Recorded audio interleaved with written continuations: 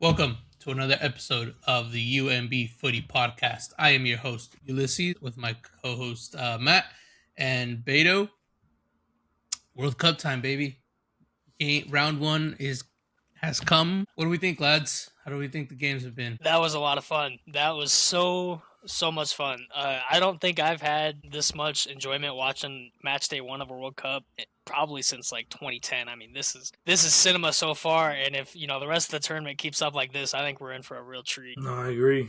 It was great to watch. It was from the first game to the last game. It was like surprises and a lot of stuff we probably didn't expect, and I think we're excited to talk about that. Yeah, so many talking points. Like, Yeah. so many players that are having outstanding performances. A lot of the countries too that people thought weren't going to be very good, they weren't going to be very competitive. They're showing up, and except for Curacao, but we'll get to them later. But everyone's showing up, dude. All the games are competitive for the most part. I mean, yeah, this has been amazing so far. Yeah, we've had competitive games, which is great to see, great for entertainment, and great for those countries that haven't been here before. It has been a long time for them coming out and showing out, man. So I'd love to see it. If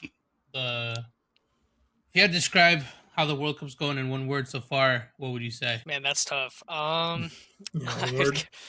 I'd probably go with just sensational at this point. I mean, it's every game has just been peak cinema. You just can't take your eyes off it. Also, by the way, every game is sold out.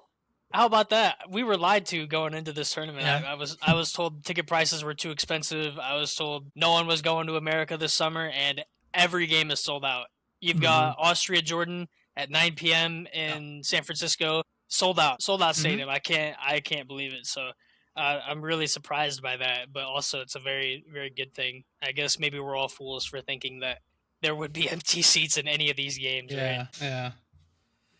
Beta, what about you? One word. Oh man. I would say upset because we saw a lot of upsets. A lot of things that we didn't expect to see coming, and a lot of teams performing better than we thought they were, and teams performing worse than we thought they would. Yeah, fair enough. I think I'd go with cinema, bro. It's been cinema. Like, there's been games you think that you don't need to be watching, and like they're bangers, bro.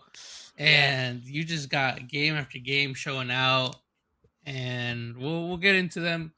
Let's get started.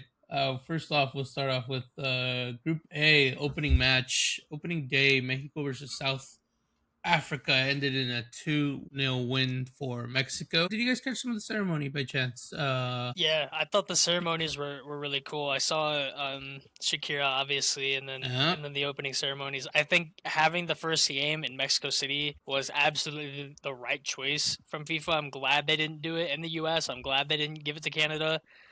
Because I mean, the Azteca is like just a footballing cathedral, right? So Yeah. I think it was a great choice for them to actually have the first game in Mexico, and of course a rematch from 2010. Couldn't have asked for much more. I enjoyed the game. It was a pretty fun watch. It was a bad game per se. A couple of like standout players that I saw was Quinones. Quinones came in, showed why he's the top goal scorer in his league while he's outscoring Ronaldo. And got the opening goal. It came from a pressure. South Africa tried to play out from the back, did not work for them, and lost the ball. I believe it was Lida that ended up putting on the pressure, and then giving it off to then Quinones for the opening score. That was great to see. I personally like. I haven't been keeping up with the Liga MX too much, but I kind of liked what I saw from Brian Gutierrez playing out in center mid. He had some shaky times, but like for a 22-year-old making his debut in the World Cup, like how can you not expect him to have a little bit of shakiness? But I liked what I saw. I didn't hate it, but I would have liked maybe for somebody else to be there instead. But as the match was going, he kind of grew into the match. I liked the pressures he was going, the runs he was making. I thought he had a pretty decent game going forward. And then goal two was just beautiful. You got a cross coming from the right side from El Piojo Alvarado right into Raul Jimenez. You kind of knew as that ball was in the air, that thing's going back of the net, baby. Ain't going nowhere else. So that was great to see. A 2-0. We had 3 red cards. 3 red cards in the game. 2 for South Africa. The first one was kind of a given. Freaking, I think it was Brian Gutierrez that earned that red card, if I remember Yeah, he correctly. was last man. He got tackled. Yeah, just going against, going straight on goal, got taken out. Typical red card. And then the second red card for South Africa. That one, when I saw it like live, it just looked like another like whatever, dude. You just got like pushed over. You're on the floor. But when you went back and saw it on VAR, you clearly saw that dude got fucking whoop. He gave him one of these like sit down, bro. And so the actual FIFA came out already, and he got a 3-match suspension from that. So unless South Africa gets out of groups, his World Cup is over. He will not be taking place anymore. Beto, any points you'd like to make on this game? I mean, I liked what we saw, but I also didn't like, how we played, because I feel like, it's the first game. All eyes are on us, after the performance we've had and stuff, and I just feel like we need to make more of a statement. Like I feel like the U.S. made a statement, but I feel like Mexico didn't really make a statement here. I hope it doesn't come back to bite us, in the ass later on, because I mean that was our game for us to score, a couple more goals and get our goal differential up in case it gets to the point where we tie against somebody for either second or first or even third. So I don't know. I don't really see it as a big win for us. And that's my take on it, because I feel like we should have took advantage of that opportunity more and scored more goals, and shown people like that we're here to play and that we can do it. That's fair. That's fair. Definitely could have been better for them. For Mexico. But ended up being just a 2-0. Nard, any points? Yeah, I mean, obviously, it was really cool to see Raul Jimenez finally get his World Cup goal, and you saw how much it meant to him. So that was a really cool moment. Unfortunately, the ref kind of stole the show in this game a little bit, which thankfully hasn't really been too much of a theme for most of the games in this tournament. So, yeah, unfortunately, 3 red cards adds to the drama, but in a way, you kind of don't really want to see that in the opening match of a World Cup. So I think South Africa is done. I mean, they conceded a goal in the first 10 minutes, right? Mm-hmm. So I can't really even say they put up much of a fight in this game.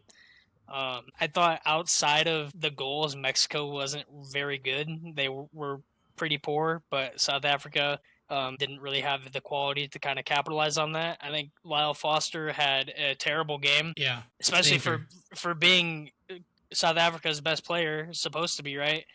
I think he had a pretty bad game, and then the red cards kind of killed him as soon as that first red card came in for Sitola. You knew the game was over. I mean, there was no way they were going to come back after that. They were struggling enough, 11 on 11. You knew they weren't going to be able to pull off with 10 men, and then Jimenez puts the dagger in, and then the game's over. So, hey, they got the win. Mexico got the win. That's all that matters in the end, right? So they'll take their 3 points and move on to South Korea later. Yeah.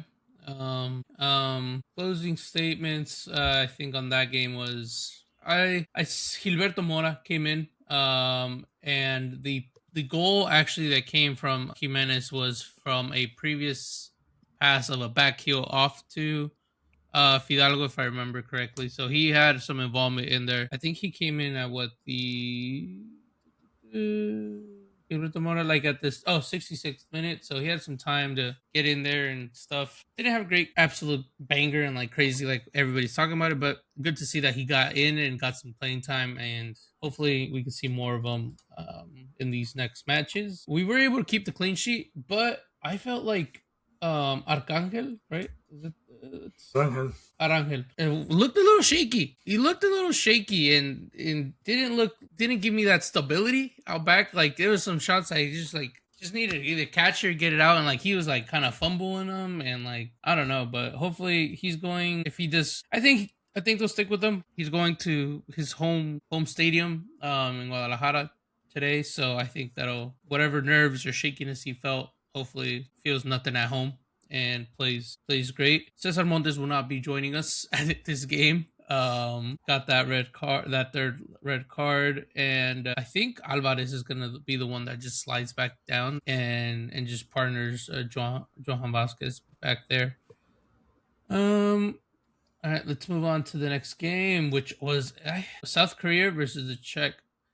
I personally enjoyed the South Korea versus Czech game a little bit more than the Mexico game. I felt Korea was at the first half was being a little more conservative than, and then the Czechs were being very very conservative all throughout. I felt like they were just trying to kind of go for a 1-1 result and kind of get out there with a point. But for me, I felt like the first half South Korea was a different team than the second half South Korea that we saw.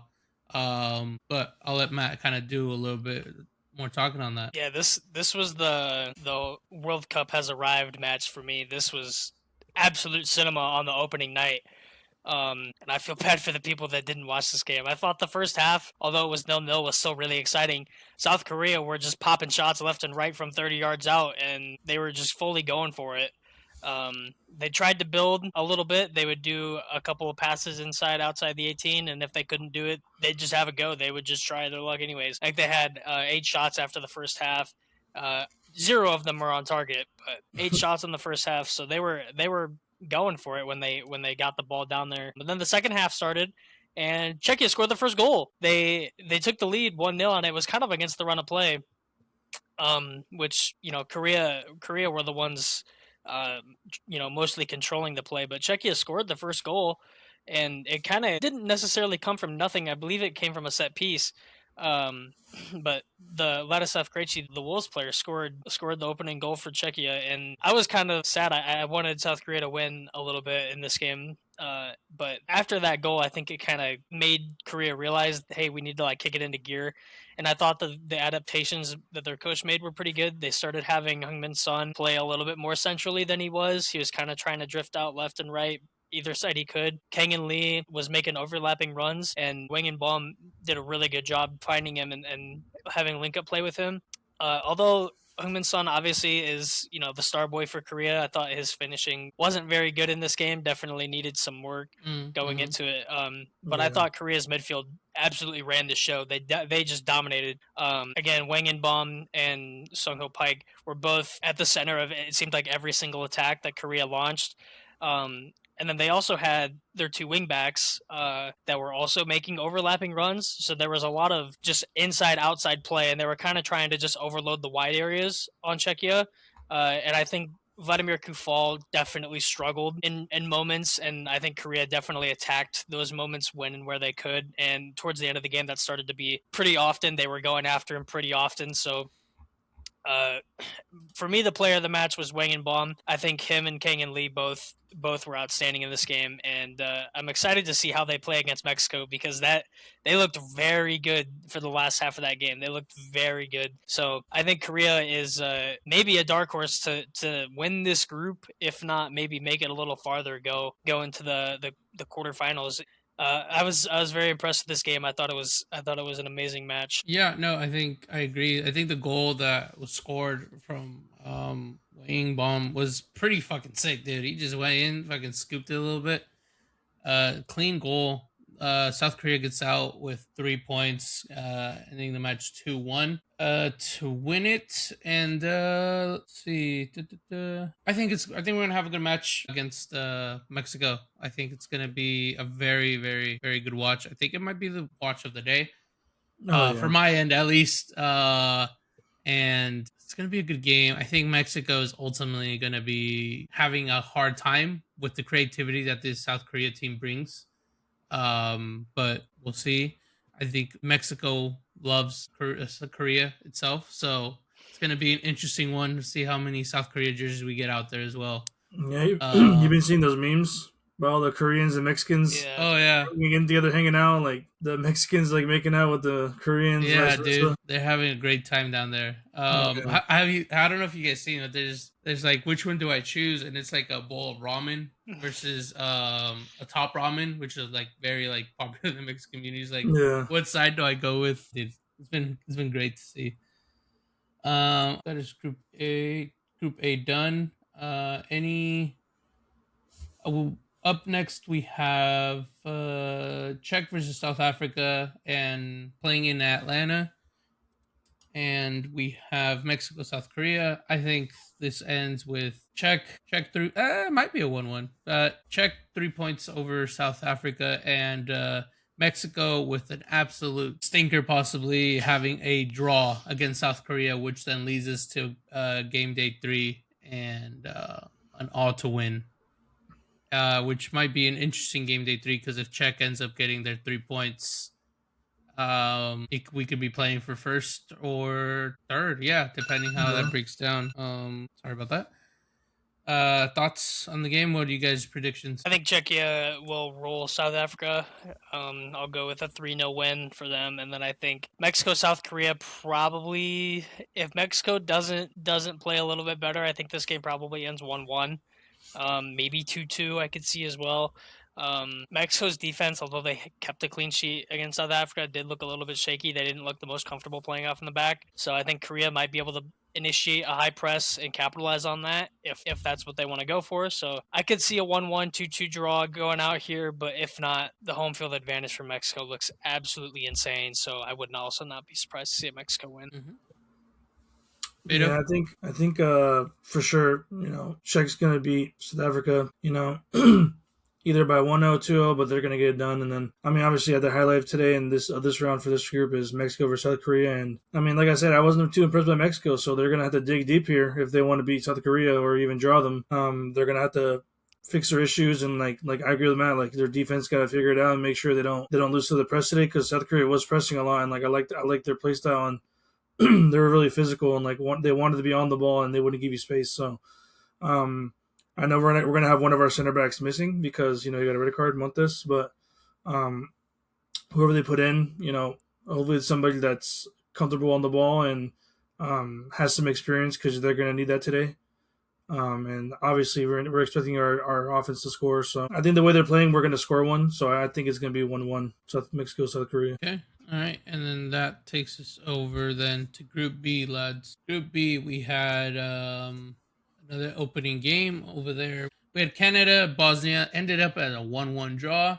And Switzerland, Qatar, another 1-1 draw. Matt, go ahead and open us up with Canada, Bosnia. Yeah, so this game surprised me a lot with how well Canada played, how much they were going for it, and it seemed like this Canadian team almost like has it figured out finally. They have their best lineup, I feel like. I think Jesse Marsh has them playing the way that he wants them to play. And they were going for it, man. The whole 90, they were running up and down the wings, and this is all without Alphonso Davies too. So, once Alphonso Davies comes into this team and he kind of just floats all over the pitch, I think Canada could definitely make some noise. Bosnia scored the first goal, which wasn't all that surprising. I kind of expected Bosnia to win this game, and I was maybe a little surprised with how defensive Bosnia was playing in this match. They tried to kind of just control possession and keep midfield control, but it wasn't really happening for them. They would get possession, they would try to build, and then they would maybe just have an errant pass or lose possession, get tackled off the ball. And I think Stefan Eustáquio really ran that midfield for Canada. So I think Canada looked very promising. I was a little disappointed with how Bosnia looked, but it was only the first match, so both teams still have Qatar to play. So I think this will probably come down to whoever beats Qatar by more goals will get second in this group still. I think Switzerland will be fine. We'll come on to them in a bit, but yeah, a 1-1 draw, so that kind of a surprising result to me. I didn't think Canada would get something out of this game, but they did, and they looked pretty good doing it. Beto, any thoughts? Yeah, no, I watched this game and I liked how Canada played. They came to play, and they're still figuring some stuff out. And I think Bosnia also surprised some people too. They played really well, also considering like the players and a lot of a little more on the like older side. And then Canada, with Alfonso Davies and playing like that, and like you said, imagine him coming into his lineup and playing. I think he makes a really big difference because he's got that pace and that explosion, and he's just he's a top tier player and top like 5 in his position. So I see them definitely like making it past the group stages and making it to the next round. Yeah, I think with Alfonso Davies, his ability to play pretty much anywhere on the field gives Canada such an unbelievable advantage because they can move any of these guys around and just have Alfonso slot in. Like in 2022, he was playing center attacking mid for them. He was the number 10 in 2022 for a little bit, and so this, I mean, he can play anywhere and everywhere, and I think that gives Jesse Marsh a lot of scary ideas that a lot of flexibility. make for an interesting watch. Whenever he's in there, but Jonathan David played okay. He didn't score anything, but he played okay. Tajon Buchanan, I would have liked to see a little bit more aggressiveness out of him, maybe a little bit more attacking prowess out of him. But I think as long as their midfield holds as physical and as strong as it was, they should be fine to get out of this group. Yeah, I think if Jonathan David just had a little bit of a better game, I think that Canada could have came out of this with maybe 3 points.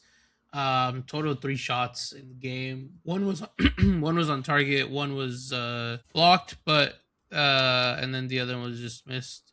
But I think if Jonathan David could have had a better game, they would have been able to get the 3 points. Unfortunately for them, opening match. Hopefully they got the shakes out. They're done having doubts in themselves. Hopefully, but no, I think Canada went out and they tried to win the game. They went out to try to win.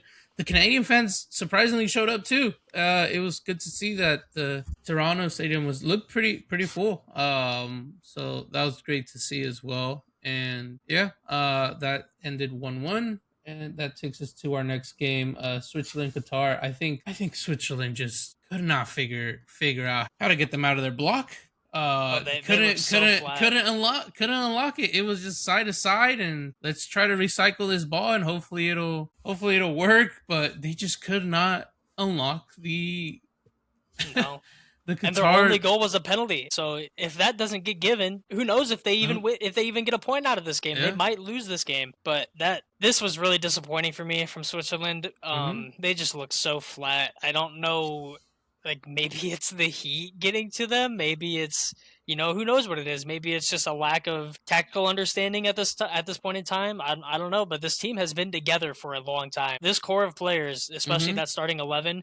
Feels like this could be the exact same starting 11 they had in Euro 2016. If you looked at this versus then, you might not be able to tell the difference.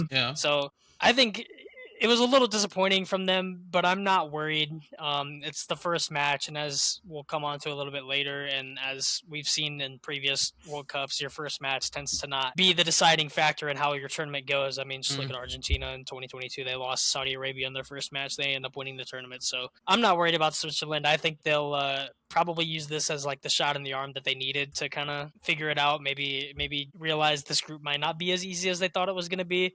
And they should be fine. I see them probably beating Canada and Bosnia. So I think they'll still win this group. But they definitely missed a huge opportunity to get comfortable after one game. Yeah, I don't think anybody expected Qatar to get out of here with that 1 point. It's Switzerland versus Qatar. Switzerland should get out of here with 3 points. But no, it ended up being 94th minute, a 94th minute goal to rain on their parade. So like you said, I think if the penalty doesn't happen, do they get the goal?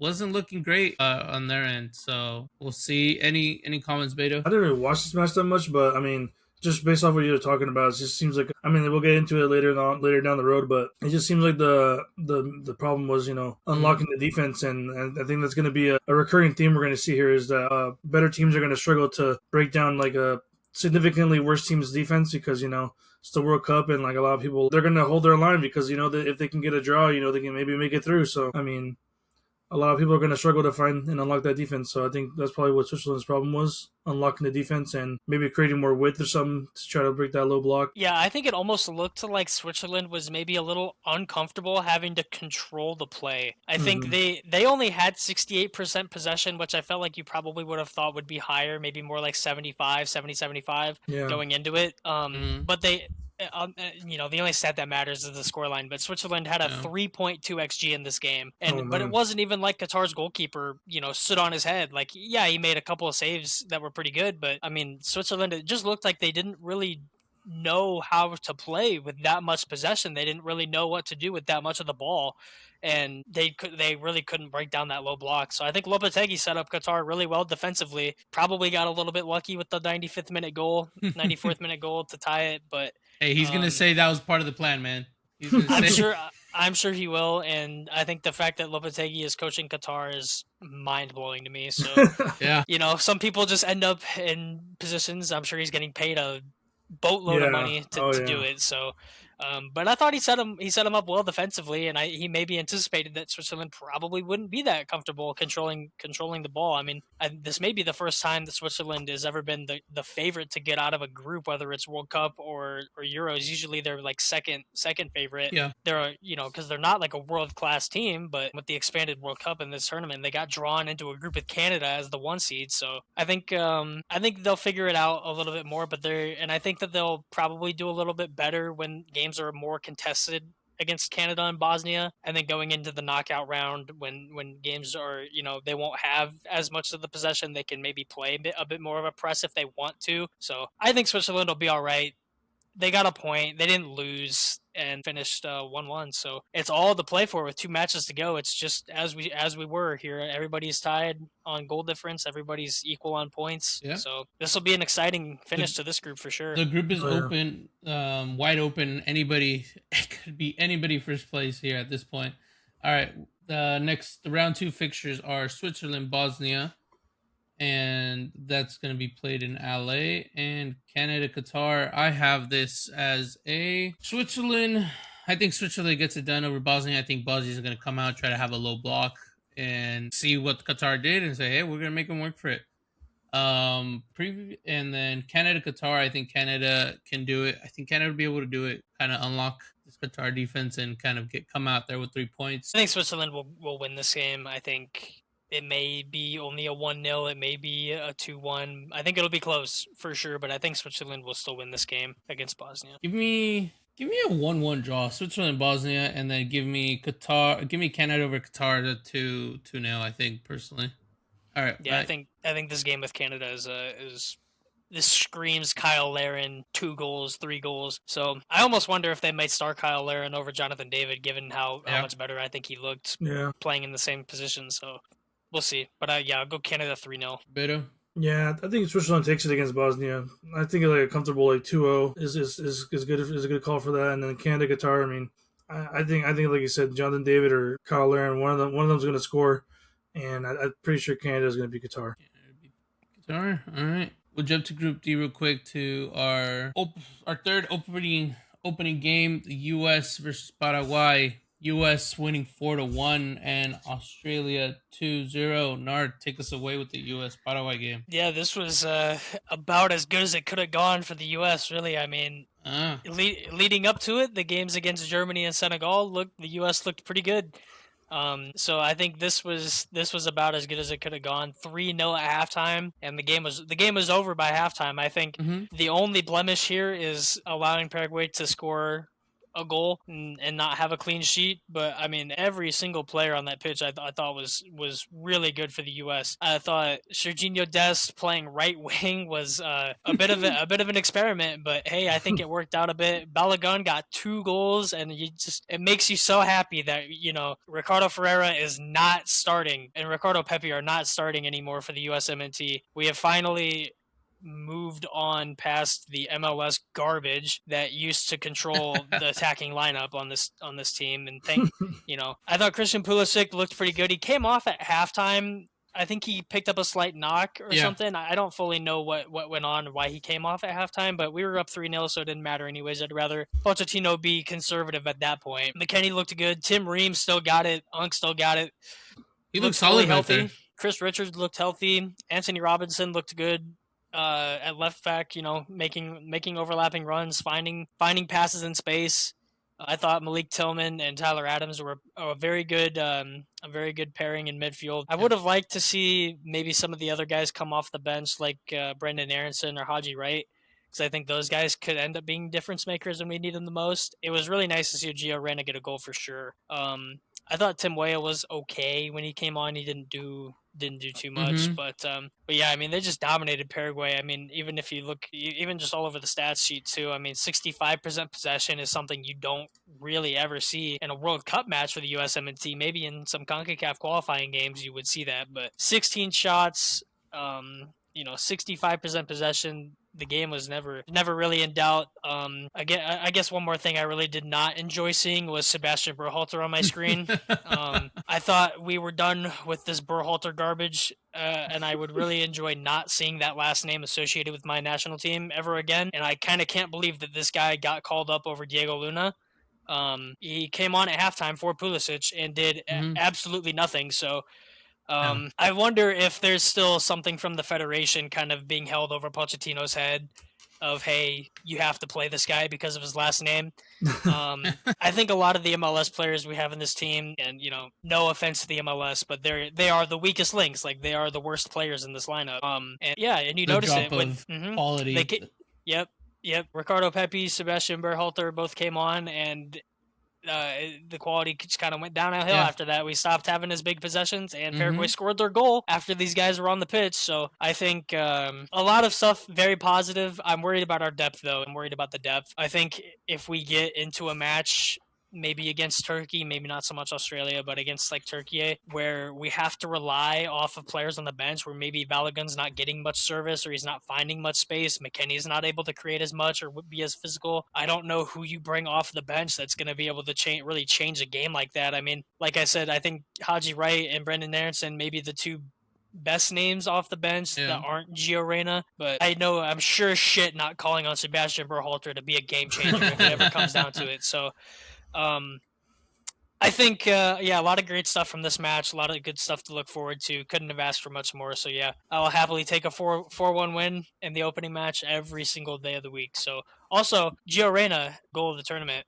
A little Travella at the top of the 18. So that was pretty clean. So, that was just the icing on the cake. But, I was very happy with what I saw. All right. Beto, any notes on that? No, I couldn't agree more. I mean, dominant. Before going into this last episode, I said that the U.S. was going to have a good group stage, and I mean they're coming out and proving it. They played really strong. They played really well. I like their width. They had at one point 6 people attacking, trying to break down a 4-5 man defense of Paraguay, and they just couldn't do anything against it. It almost seemed like they overloaded their box, and it worked out for them because the way they played and the way they were being creative and doing 1-2s or passing down the line and then doing a cutback across goal. We saw Robinson do that a lot in Dest. They would go to the byline and then cut it back and get somebody's in there because, like I said, they're overloading the box, so they're going to have somebody in there that can have a shot or pass around until they get a shot. And I don't know, the U.S. really impressed me. I think they can make a pretty deep run if they keep playing the way they do and no one gets injured. I know, I think Balogun, didn't he came out maybe with something also. I think he got taken off.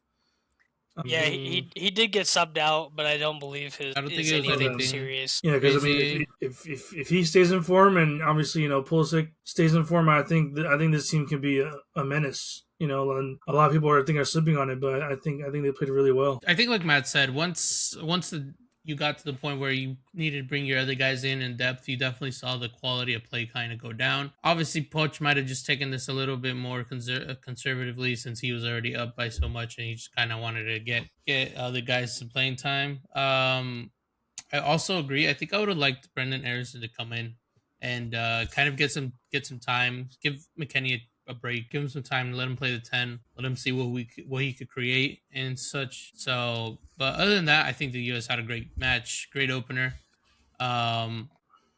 Moving on then to Australia 2-0 over Turkey. That was a fucking match. Yeah, and this was one of the big upsets, right? Yeah. I don't think a lot of people had Australia winning this game. No. But how about the Socceroos, baby? The Socceroos pulled up with some just terrible Haram ball, terrible terrorismo ball. They're playing that, but it worked. Aaron Kunda scored a really good goal, and then I believe, Connor Metcalf scored another nice goal in the second half to kind of finish it. But this is just the story of Turkey, isn't it? Where they get hyped up a little bit going into a tournament, whether it's the Euros. They haven't been in a World Cup in a while, but usually it's the Euros. They get hyped up a little bit. Oh, they're the Dark Horse. They've got these names that play at some of the top clubs in Europe. The Turkish league is a decent league quality wise, and then they just shit the bed. They can't seem to do it on a huge scale whenever it matters. I mean, it was 2002 when they made that run in the World Cup.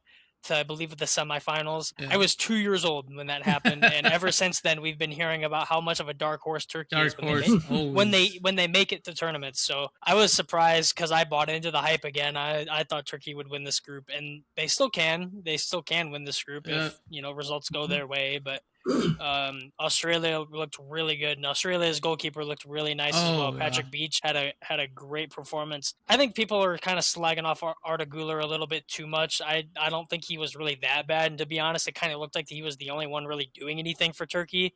I think Aktarkoglu had a terrible game. Oh, yeah. Terrible game. I thought Çalhanoğlu was okay, but he definitely needed to create a little bit more. Turkey controlled the game, except for the 2 counterattacks that they got hit with. They controlled the game. Australia didn't really have much going for it. 72% possession for Turkey. Yeah. But it didn't matter. They didn't know how to break down that low block. Australia ran a 5-4-1. So it's at least 10 guys behind the ball at any given moment, which, is always going to be tough to break down, but they executed that to perfection. They went out with the mentality of, wait, we're going to try to come out here with the point, and they came out with 3. They got the job done to their standards. A lot of haram ball for sure, but they got it done. They took advantage of the 2 opportunities they had. And they just said, hey, come beat us. Ooh. And Turkey could not get it done. Again, this might be just like an opening first match jitters, but I agree. I mean, Turkey has been the quote unquote dark horse in every tournament they've been involved in. And like almost every time they just come out and disappoint you so hard. Like, you want more from them. You want to see more, but they just cannot piece it together. They cannot figure this out. So hopefully it's a better rest of the tournament for the Turks. But the Socceroos got it done, man. 3 points, tied with the U.S. Beto, any points on this? I didn't really catch this game, so I just watched like highlights and clips. And one thing that stands out to me again, and I mean, I'm just not really trying to be biased because I'm a Barca fan, but Arda Güler's got to just focus on playing. Like I just saw a clip of him saying, let's go out there and we're better than let's show them that we're better. Something like that. It might have been like a mistranslation, but either way, like it just comes down to like just play your game, man. Like so, yeah. But for sure. I mean, it sounds like another case of the low block, And this time, the team scored instead of going for the tie. They scored, so and it worked out for them. So I'm kind of excited to see them play against the USA next. I kind of want to see what the US can do against this team. Like if they're playing like that many people far back, I think the US can unlock them, but I think the US all should be careful that not to get counterattacked because it seems like they got something going here.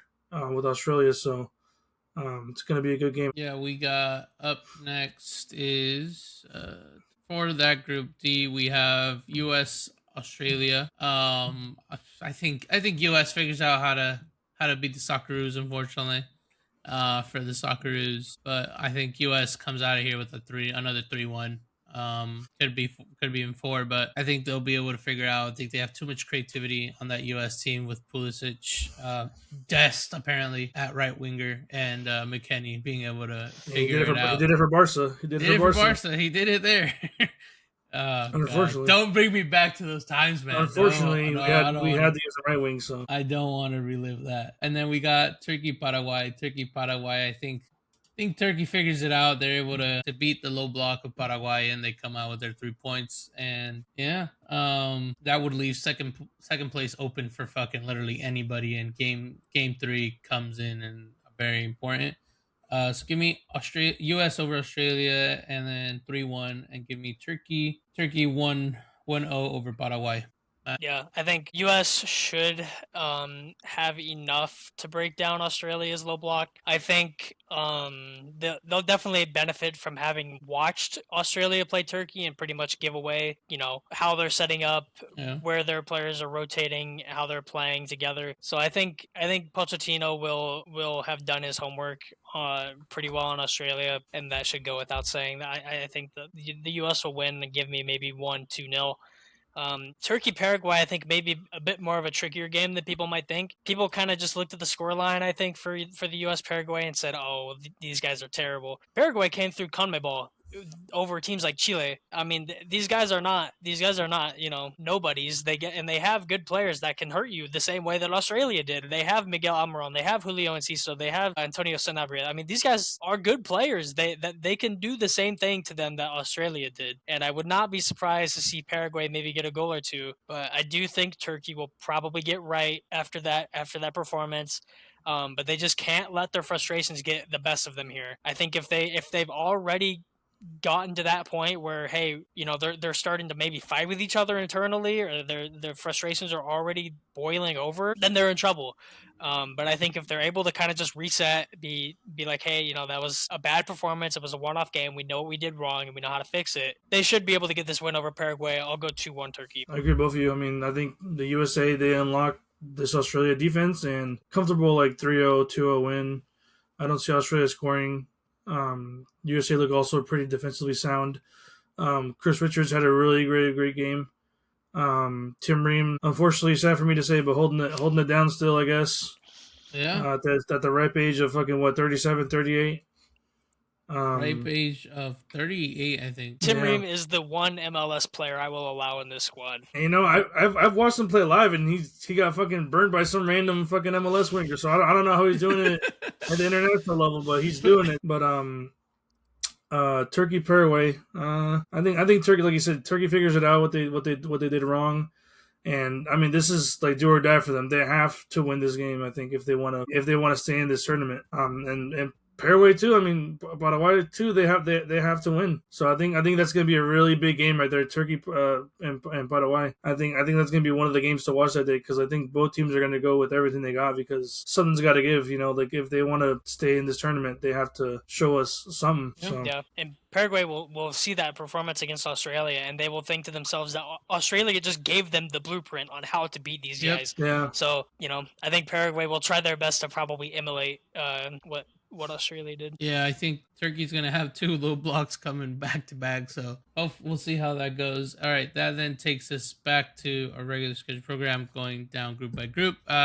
Group C, we had Morocco versus Brazil and Haiti versus Scotland. We'll start with the Brazil and Morocco game. Ended 1-1. I'll let Matt take it away on this one. Yeah, so this was like probably the most anticipated match of the first round. People had this match circled. This was like the one that everyone was gonna try to watch. And the first half I thought lived up to the hype. There was a really nice first half to watch. I think Morocco going ahead 1-0 with Saibari's goal was not that big of a surprise to me. I thought Morocco controlled the first 20 minutes or so of play. So I was not surprised at all to see them take the lead. And how about Saibari getting a move to Bayern now? Yeah. I'm sure that was in the works before this tournament. Yeah. I mean, the dude scored loads of goals in the Eredivisie this season for PSV, but so Saibari played really well. Outside of that one chance, I don't think he did a whole lot, but I don't think he really also got a ton of service. And then Vinicius scored a banger in the 30th minute to tie it up. So the first half had a lot of quality in it, and I was impressed with what I saw from both teams. It looks like Morocco is still at that level of where they were in 2022 when they got to the semifinals. So it looks like they can absolutely make that same run again this year if they play to their strengths and whatnot. So Brazil, I'm a little bit worried about, just because some of the names. I mean, Douglas Santos and Roger Ibanez are starting in your back four. Mm-hmm. The midfield is fine. Casemiro and Guimaraes were okay. But I wanted to talk mostly about Ayoub Bouadi in the Moroccan midfield. I mean, this dude ran the show for Morocco. This dude was super impressive. And going into this tournament, I mean, he plays for Lille and Ligue 1. Maybe a lot of people hadn't watched him. Maybe a lot of people hadn't heard of him.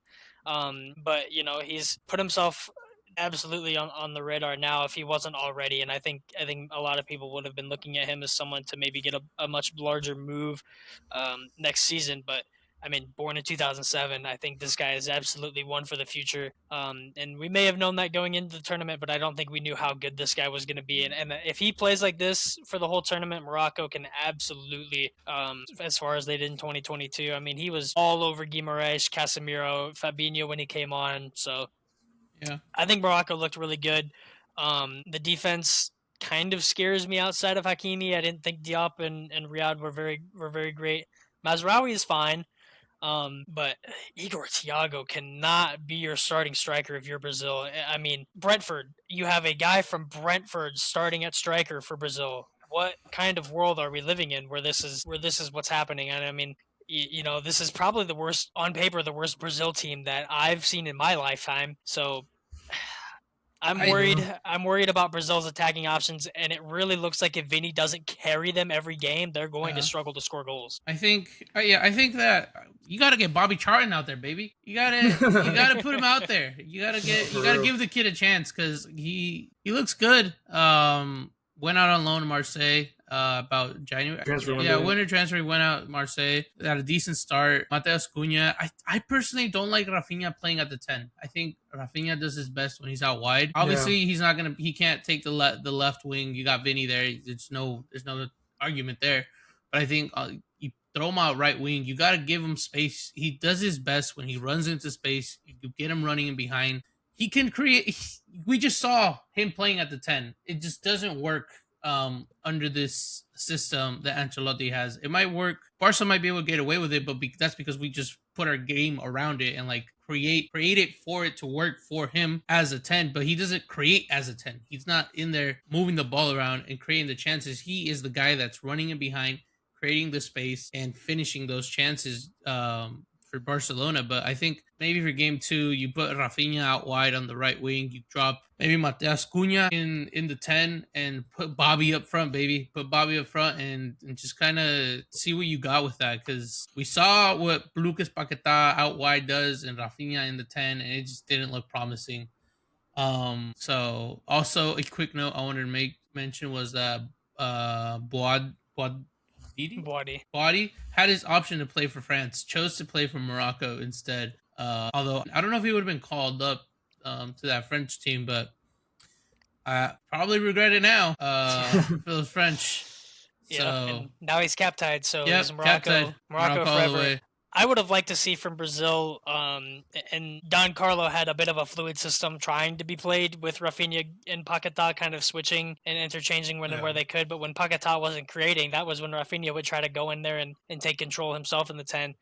And he wasn't really able to do a whole lot, but I also don't think Igor Thiago is really giving him enough hold-up play or space. He's not pulling defenders in the way that you would like to see a striker, maybe giving space for Rafinha to play wide balls out to Vini, or even for Paquetá when he was there to play wide balls out to Rafinha. I think they unironically could have used Richarlison in this game. No, and I'm being serious. I'm being dead serious. I think this is a game where Brazil really could have used Richarlison in this game. Because Richarlison is the exact kind of striker who can unlock a defense like that, who can get in those spaces. He can play off of any defender on the left, right, center back. He can play in and off the defenders. He can draw people towards him. And the level of physicality he gives you is something that Igor Thiago, frankly, looks scared to do. So I think Richarlison it was genuinely a miss in this game, and I think he probably would have scored a goal if he was in there. But I also would have liked to see Endrick and Ryan play in this game. I thought, both young players could have offered something that maybe the older legs of Paquetá couldn't have, and Endrick over Igor Thiago I think would have been also nice to see. I mean, Thiago did come out, but they put Luis Enrique in instead, and that didn't really give a whole lot to me either. So I don't know. I think Brazil, maybe Carlo Ancelotti doesn't quite have his best lineup figured out, and I would suspect they will probably make a change or two going into their next match. But 1-1 at the end of the day wasn't as great of a match as I think people might have thought it was going to be, but I think a draw was definitely fair. Yeah, I think Morocco definitely comes out happy with the result. They're not mad that they went and got a point against Brazil. So Brazil's the one I think that's just kind of beating themselves maybe up a little bit more, because that first half Morocco just felt like they were dominating that match and had the control. Second half came in and Brazil had a little bit more possession and more control of the match. And both teams kind of just played not to lose there at the end, which made it a pretty boring watch. I mean, neither team was really going for it. Morocco, when they would get a chance on a counterattack, would go for it a bit, but they maybe only had 1 or 2 of those. So Mm-hmm. kind of unfortunate to see the way that this new format is with third place teams going through. Teams are playing really, really hard not to not lose, but I think that may also create a lot more excitement on the final match day when you have to win and you have to go for it. So Yeah. Then that takes us over to Haiti, Scotland. I unfortunately was not able to catch this match as I was out of internet signal. Matt, I think you were able to catch a little bit more than the rest of yeah, us. so I caught the highlights. I was not able to catch this match live, but I caught the highlights, watched it back a bit. Scotland, honestly, we're kind of lucky to get away with a 1-0 win here. I think Really? Haiti played pretty well, and if you go back and you watch, especially in the second half, Haiti had chances. They had legitimate chances to not only tie this game, but to maybe go out there and score a couple. I think Scotland definitely overlooked them. They absolutely overlooked them, and they were definitely looking forward to Morocco and Brazil. And I don't really blame them. You're in a group with the best African team and one of the best South American teams in the World Cup. Of course, you're going to overlook a team like Haiti. They got the win in the end, and that's all that matters. But they did not look great going at them. I think they will probably figure it out a little bit more getting into their next couple games, but. If they play like that, I worry for them. But it's also been really nice to see outside of the match. It's been really nice to see the Scotland fans just treating Boston like a total piss up. And I mean, they are literally drinking bars dry in Boston. They are running out of Sam Adams. They are running out of beer in Boston because Scotland is drinking the place dry. And all the videos I'm seeing on social media, they're having a lot of fun, and I'm loving it for the Scottish lads. I hope they do well in their next couple games. Yeah, no, I love the World Cup, man. Scotland came out, they got the victory, they got the job done ultimately. So in the grand scheme of things, if they get out of this group, nobody's gonna look back at this match and be like, well, you could have done more. But they ultimately got the job done, which good for them. Round 2 is Scotland versus Morocco and Brazil versus Haiti.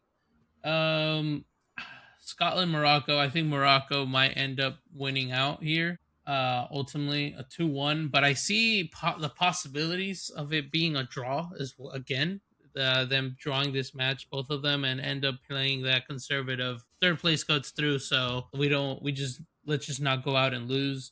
And I think Brazil gets, this is their get good match. I think Brazil comes out and unfortunately for Haiti just puts bout to ass and just kind of has their way, and this is their get good match. So give me Brazil over Haiti, maybe even a 3. Yeah, I think Brazil's probably going to experiment a little bit more with their lineup, and they might use this as a chance to give Endrick and Ryan chances, some of the younger guys chances. So I'll go Brazil 4 or 5-0. I think they'll have way too much for Haiti. Scotland Morocco is an interesting game to me. I think Morocco probably wins 2-0, 2-1.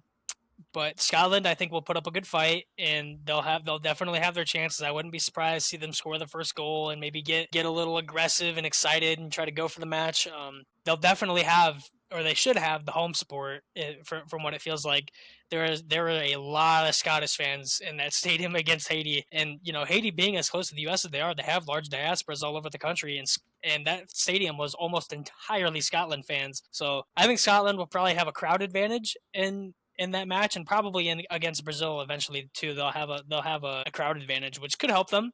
But I think they'll lose. Ultimately, I think Morocco just looks too good, and they've got too much quality. Give me 2-0 Morocco. Yeah, Brazil definitely gets it done against Haiti.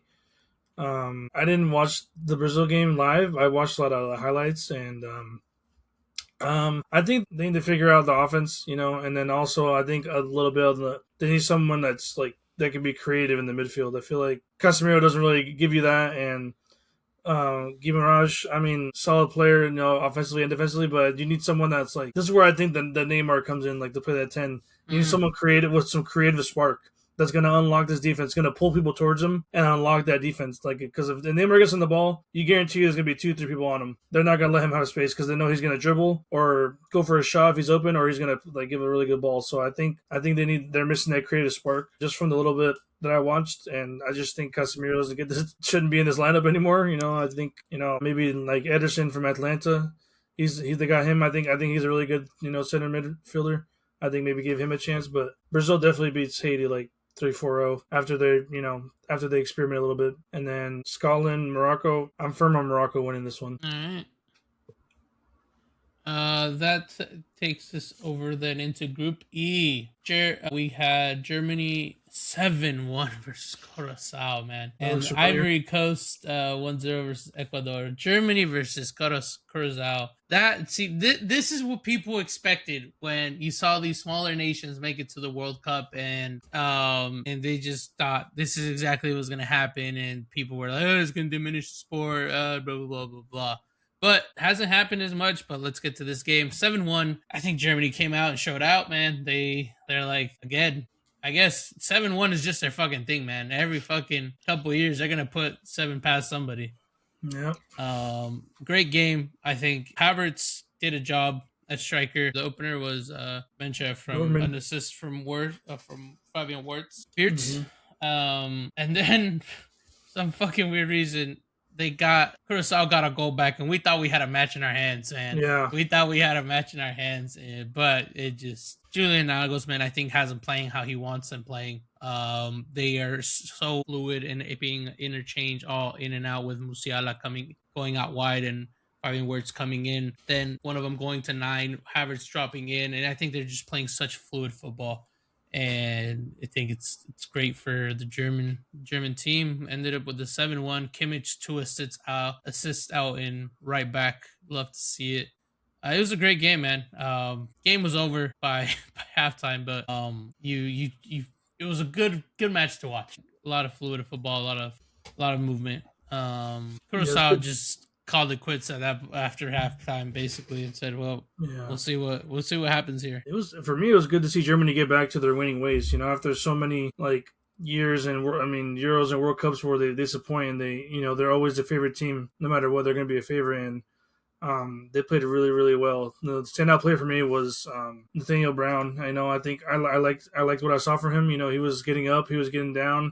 He was, whether it was on the wing, whether it was as an inverted midfielder, I saw him in the striker position a little bit. Sometimes again, he's getting into the box, and it kind of reminded me like a little bit of Anthony Robinson from the U.S. You know, he was kind of all over the place. You know, and I think they need that, and I think he earned a move to Bayern, right? I don't know, they're finalizing it. His move to Bayern. I think he was my standout player. I really enjoyed watching him play. I personally enjoyed watching Mencha play. He had a pretty fucking decent match. He got himself a goal.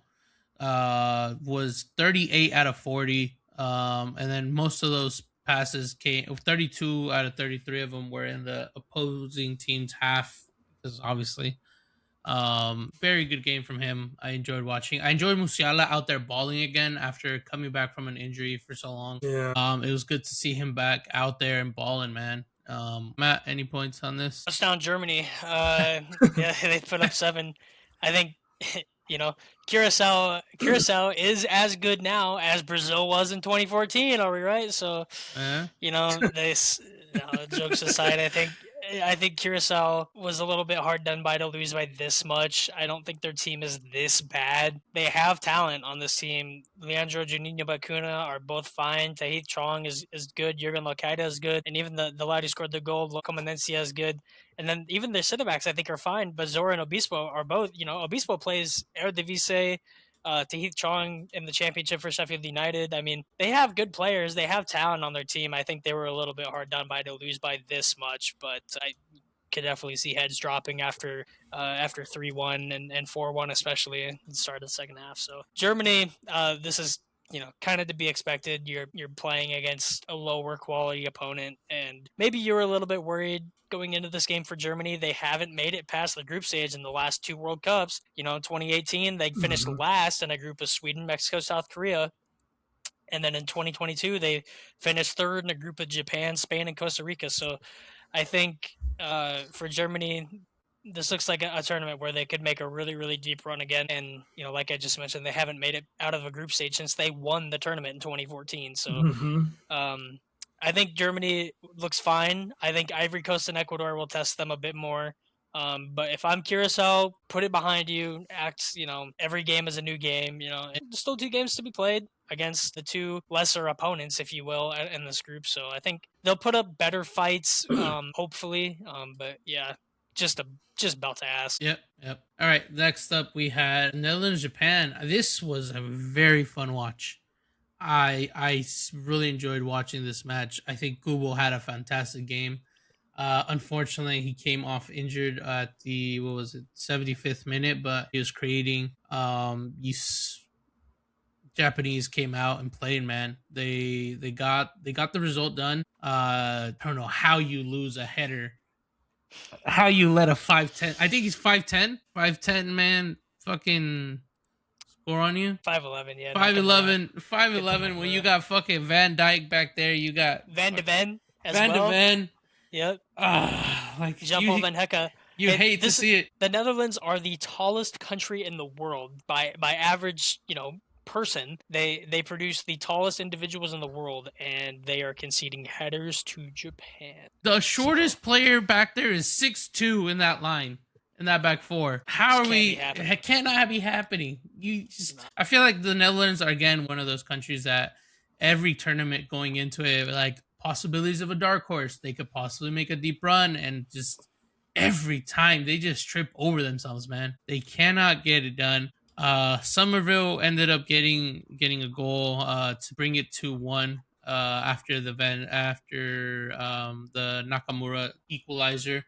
Nakamura is credited with the first one, obviously. You love to see it for Japan. Hopefully Kubo will be okay to play match 2, but I think he was one of the brighter, more creative players. You definitely noticed when he got on the ball, he was able to kind of create spaces and create opportunities for his team. Matt, any points? I would have liked to see maybe a little bit more involvement from the whole front three for Japan. I know that they were kind of playing a bit defensive for the majority of the game, but I felt like Ritsudan and Nakamura kind of were the ones creating the majority of the chances out wide, especially. Kubo went off injured, but I would have liked to see Ueda and Maeda get involved a little bit more, maybe utilized a little bit more. And I think the way that Japan set up kind of didn't really allow them to get a lot of creative service. But when they were counterattacking, it was more about just creating space for the midfielders and for the wingbacks. So Daiji Kamada, I thought, looked really good in the midfield, and obviously he got his goal. He was 81% on passing. So he was finding the players he was looking for. Defense, I thought, was a little bit shaky for Japan, but then again, Netherlands were kind of just bullying them physically. I think they struggled to deal with that a bit, especially on set pieces. I mean, Van Dijk obviously got his goal, but I was really impressed with Zan Suzuki, Japan's goalkeeper. I thought he had a really nice match. Yeah, even though conceded 2 goals, I thought Japan could have conceded 3 or 4, if not more. If it wasn't for Zan Suzuki. So. Netherlands, I'm not too worried about a draw. I think a draw is pretty accurate for this game. I thought Somerville looked really good on that right side, paired up with Denzel Dumfries, them kind of having play as well.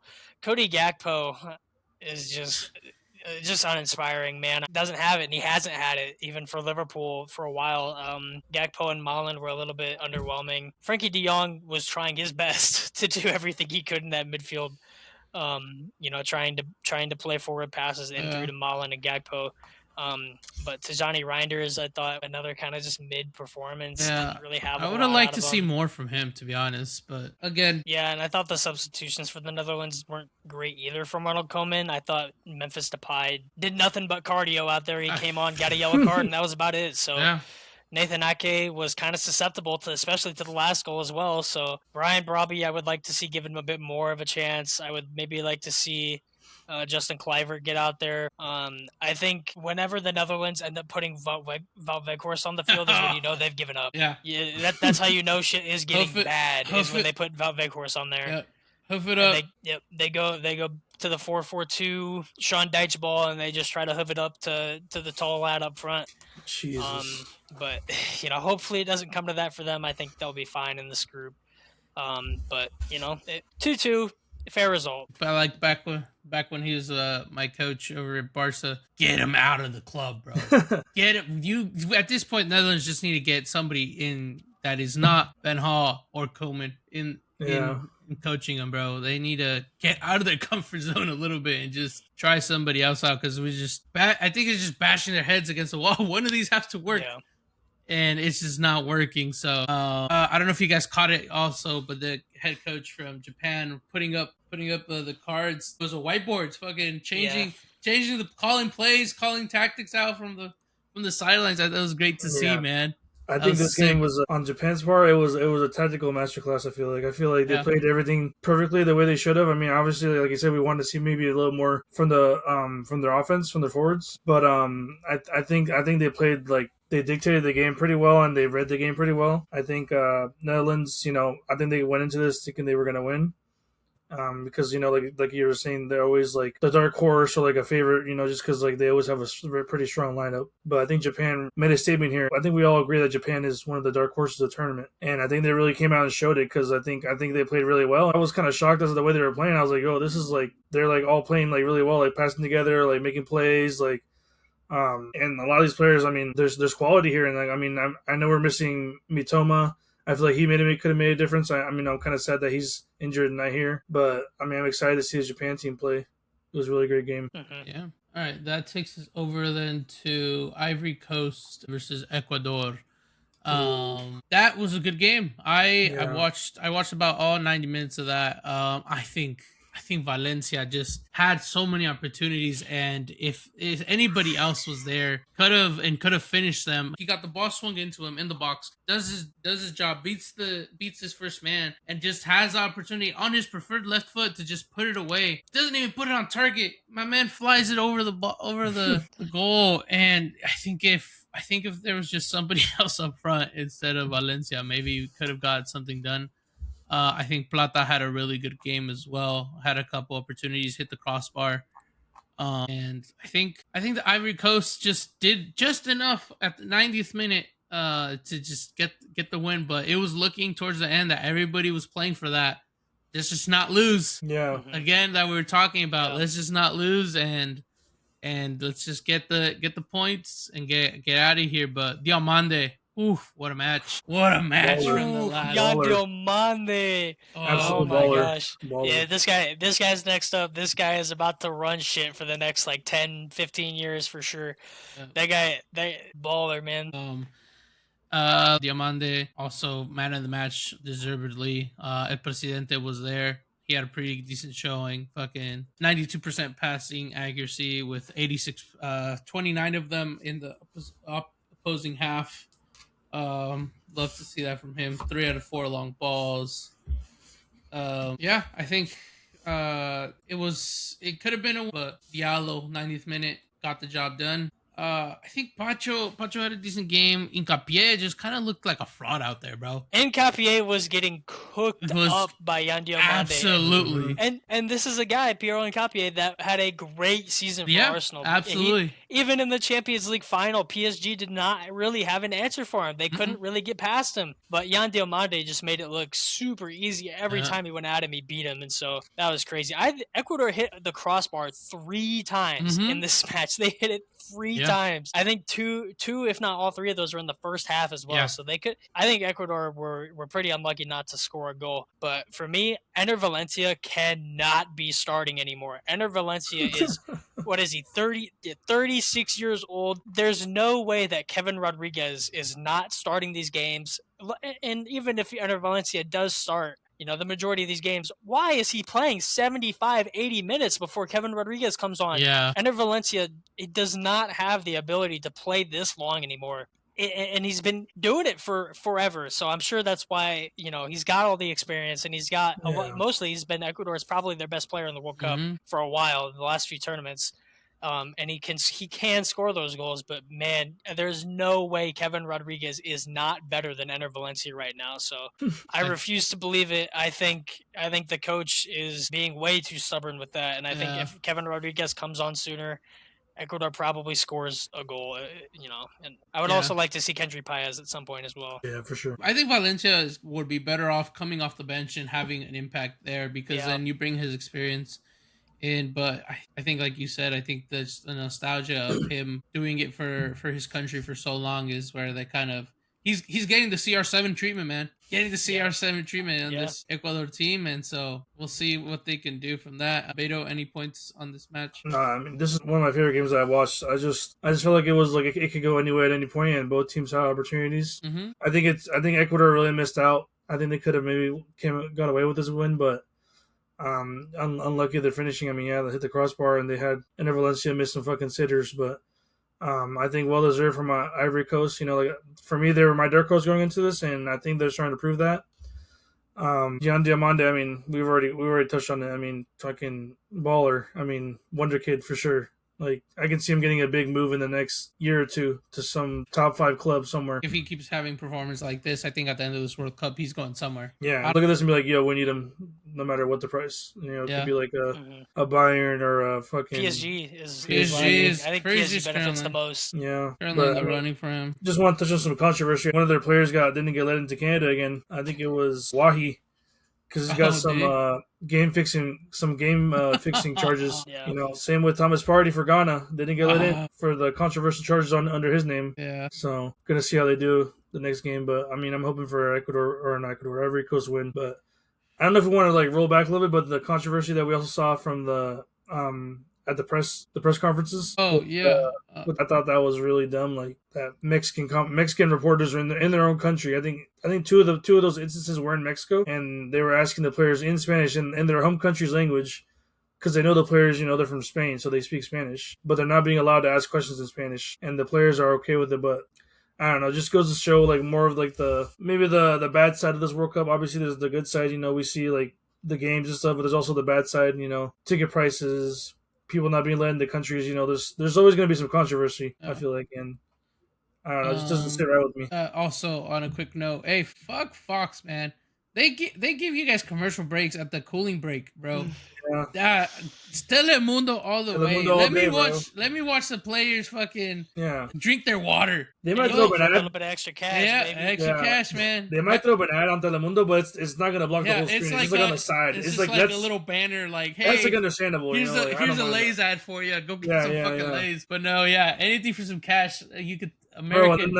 On Fox also the Alexis Lala shit, bro. Oh my god, why is he at that table, bro? We'll come back to this. We're getting off topic. We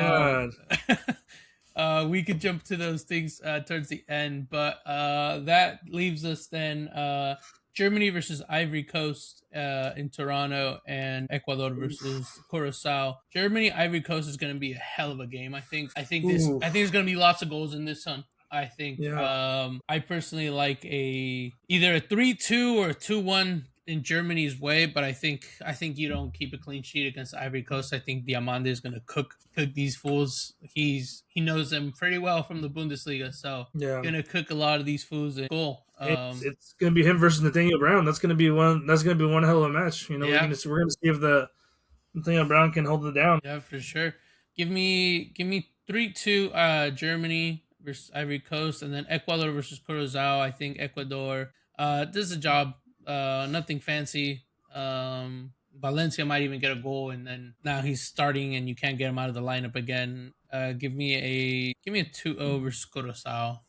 Ecuador. Yeah, I'm gonna go with. I think Germany wins probably pretty comfortably over the Ivory Coast. I think maybe you made 2-0. I would have liked to see a little bit more from Ivory Coast against Ecuador. I thought they looked a little bit flat, especially in the first half. I'd like to see them try to control play a little bit more, because I think they've got the ability to do it. Against Germany, I'm not sure if they've really got that for them, but I think against Curacao they'll absolutely show that. I think Ecuador will beat Curacao. Give me 2-3-0. Even if Ecuador goes with an unchanged lineup, I think they should make a couple of changes. But even if they go with an unchanged lineup, they'll probably beat Curacao a little bit more. But I think people shouldn't be surprised if Curacao show a little bit more in this game than they did against Germany. I think people shouldn't be surprised if Curacao maybe go out. They may not score a goal, but if they at least should put in a better performance. Because like I was saying earlier, they have talent. Yeah. They've got guys that, they can make a difference. They can make a difference. So I look forward to seeing Curacao play again, this time against an opponent that they will probably have a better chance against. So also, side note, the Czechia and South Africa game has started while we're recording this, and Czechia have already scored inside 5 minutes. Nice. So Czechia have taken the lead against South Africa, and as it stands, we've got 3 teams on 3 points in that group. Jeez. Oof. Dang, what did we just say about this game? I don't. Okay. For sure, we had Czechia. I think we had Czech win. Yeah. Yeah, we all had Czechia winning it. Continuing with Group F, right? Sweden, Tunisia. Group F, and give Sweden. Tunisia. The poor man lost his job. Yeah, that's insane. That's genuinely mind blowing to me. That is crazy. I think that's it for this Tunisia team. I think you cannot go in. Obviously, you get beat, but you cannot let go of your manager. The kind of thing you expect, and you're not surprised by it from an African football association. You know, people always joke about how crazy and wild AFCON is and how corrupt the CAF is sometimes, but yeah. You just can't do it after one match in the World Cup. No. You opened a tournament, and you really didn't even look that bad. You lost 5-1, and I get it. But the first half against Sweden, you're in the game. You don't look that bad. You concede a wonder goal from Asina Yari in the and then Isak with a brilliant effort as well to score both goals in the first half. But you're going into halftime, you're down 2-1, and I get that you come out, you concede a set piece. Ayari scores another wonder goal. And then I think they kind of got unlucky with the Svanberg goal because I thought that goal was offsides, and I kind of don't understand. Maybe I didn't watch it back enough times. I don't really understand how that goal was given. I thought it was offsides, but regardless, they concede that goal. But you just cannot sack a manager after your first match in a World Cup tournament. What are you doing? God. So leave it to one of the African teams to do some absolutely wild shit like that. But yeah, that's probably them down and dusted. I don't have a lot of faith, especially against their two hardest opponents now, Japan and the Netherlands. Yep. So go ahead and give me 5 more goals in both of those games. I don't know how you go in and you sack your manager and you expect the team morale. All right, we're good now. Whoever we bring in. And maybe it's a case of the players hated the guy. And if that's the case, then who knows? It could end up working for them. Yeah. But you go through all of this preparation and all of this run up into the tournament. You play the friendlies, you have the base camps, you do all of this intense training for weeks leading up to this tournament, and you sack the guy after one match. It's everything that this guy has been teaching and preaching to these players is just out of the window. Nope, so now. I didn't even think they looked that bad to be honest against Sweden. So yeah, I agree. Unbelievable. I think it's way too harsh. Like you said, like. If it were to happen, it had to be an African team that did it. It was always going to be an African team, and you were never going to get through an expanded tournament without some sort of drama. And it's kind of a shame too, because all of the other African countries are having great starts to the tournament. Yeah. We'll get to it in a bit, but Cape Verde, DR Congo, like these guys are all having great starts. Yeah. Ivory Coast won their match. Egypt, against Belgium. So. It's just not a tournament without some CAF drama. We got it early on, baby. We got it early on. And I'm sure this won't be the last. I'm sure someone else will do something. Something else will happen. Yeah. Something is bound to happen. All right. Give me then, that leaves us with Group F matches. Round 2 fixture is Netherlands, Sweden. I think... And also Tunisia versus Japan. I think the Netherlands-Sweden game, I think Sweden might get it done, man. This was a fluke. I think Sweden's win against Tunisia was a fluke. I'm not buying the Sweden hype. I think Gyökeres and Isak both scoring is a good sign. Weren't crazy goals or anything, but no, I thought Isak's goal was really well taken. Yes. And I think if Isak and Gyökeres can both find form, then they absolutely have the ability to make noise against either Japan or the Netherlands, but I'm not convinced. I didn't like the lineup going into their match against Tunisia, and I think, they did put in, an amazing performance. I thought Gudmundsson was really good playing at left wing back. I thought if Ayari plays like that the rest of the tournament, then they can beat anybody. Like they can beat anybody. But I would have liked to see room for Anthony Alenga somewhere in the starting lineup. I get you want to play both Isak and Gyökeres, so that leaves not a lot of space for Alenga to play somewhere. But I almost think Alenga could maybe play a wing back on either side. I think if he plays right wing back over, I believe it was Bernardsson was there. I think he probably does a better job. It maybe makes more of an impact, gives you more options and creative options, especially going forward. I also would have liked to see Lucas Bergvall start. He came in, I believe it was the 65th minute, got an assist. So he played well when he came on. I would like to see him start over Karlstrom, but I also thought Benjamin Nygren looked really good, and he was a good surprise for me. Going into this match, I didn't have him on my radar as a real difference maker. I mean, obviously, plays for Celtic. Had a good season for Celtics, scored 16 goals, but I wasn't too sure how he would fit into Graham Potter's system.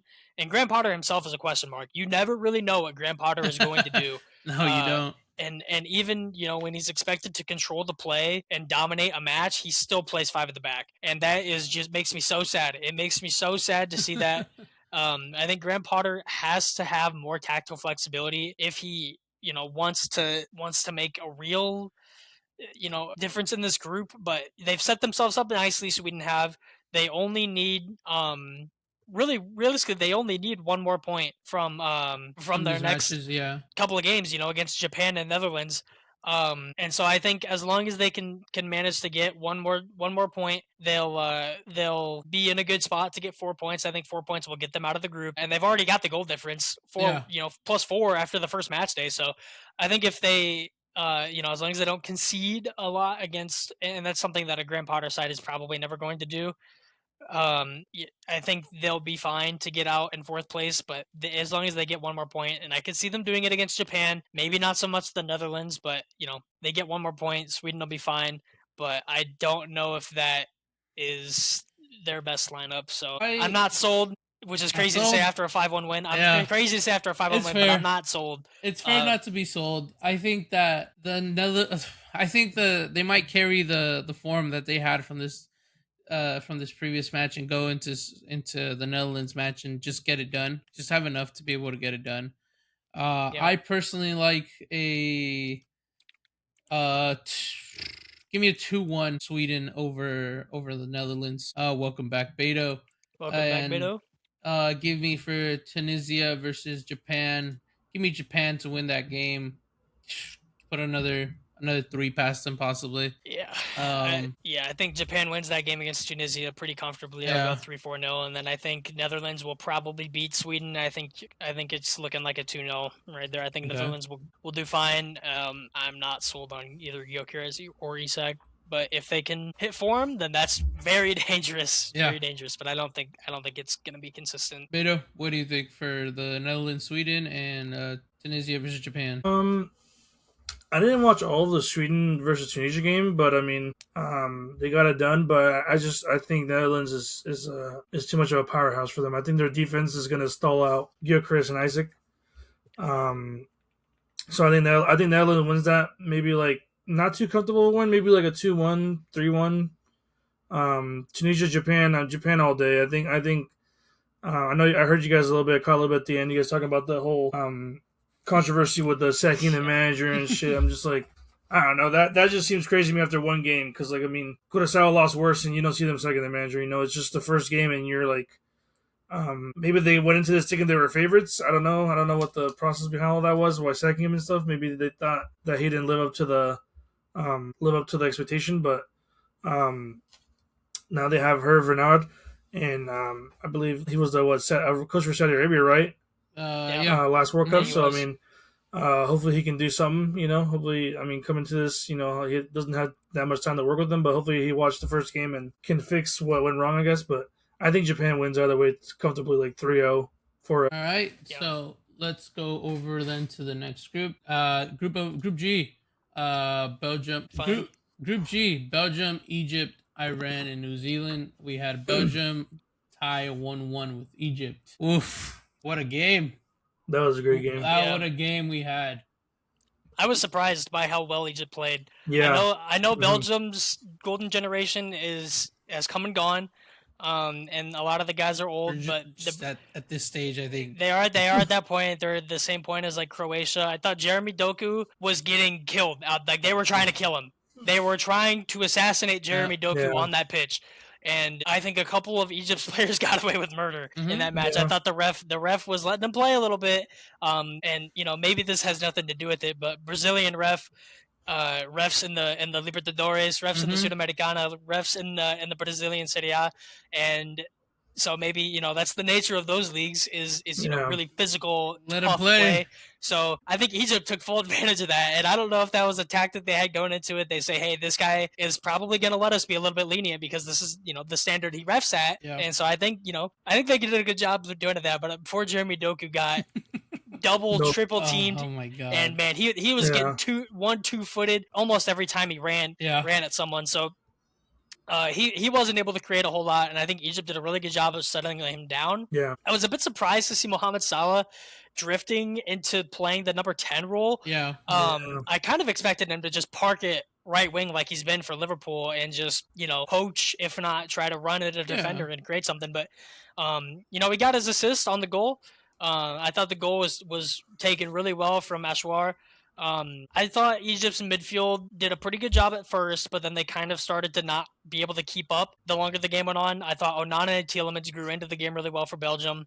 And then Mekelele had that chance at the end for Belgium to win it with that header, and just big save by the goalkeeper. But Egypt played really well. They absolutely deserve the 1-1 draw. Belgium, I think, will be fine.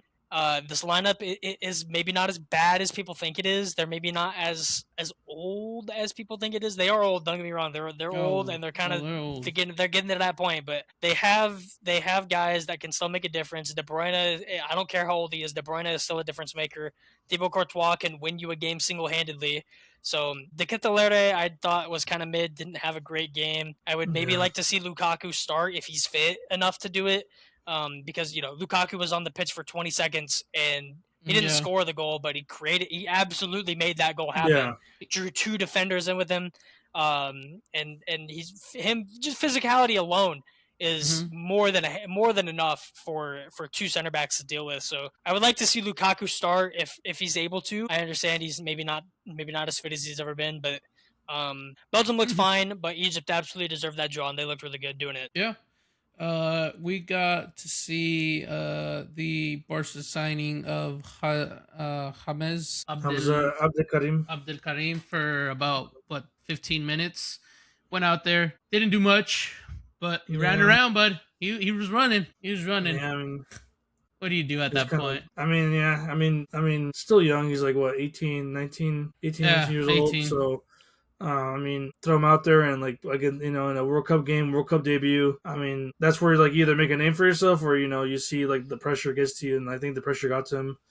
To be fair, he got put into a game that was pretty much like a stalemate. Yeah, he didn't get too much chances. At that point, both teams were kind of by the time he came in, they were just you know what, we're happy with getting our points out of this. Yeah, exactly. So they were more so just huffing balls up to him and seeing if he can get to it. So but I think I would have liked Mohamed Salah to be out wide more than or at that point just sit at a 4-4-2 and kind of play with Marmoush and hit the counterattack instead of a 10. Personally, instead of the 10, I think he did a job at the 10.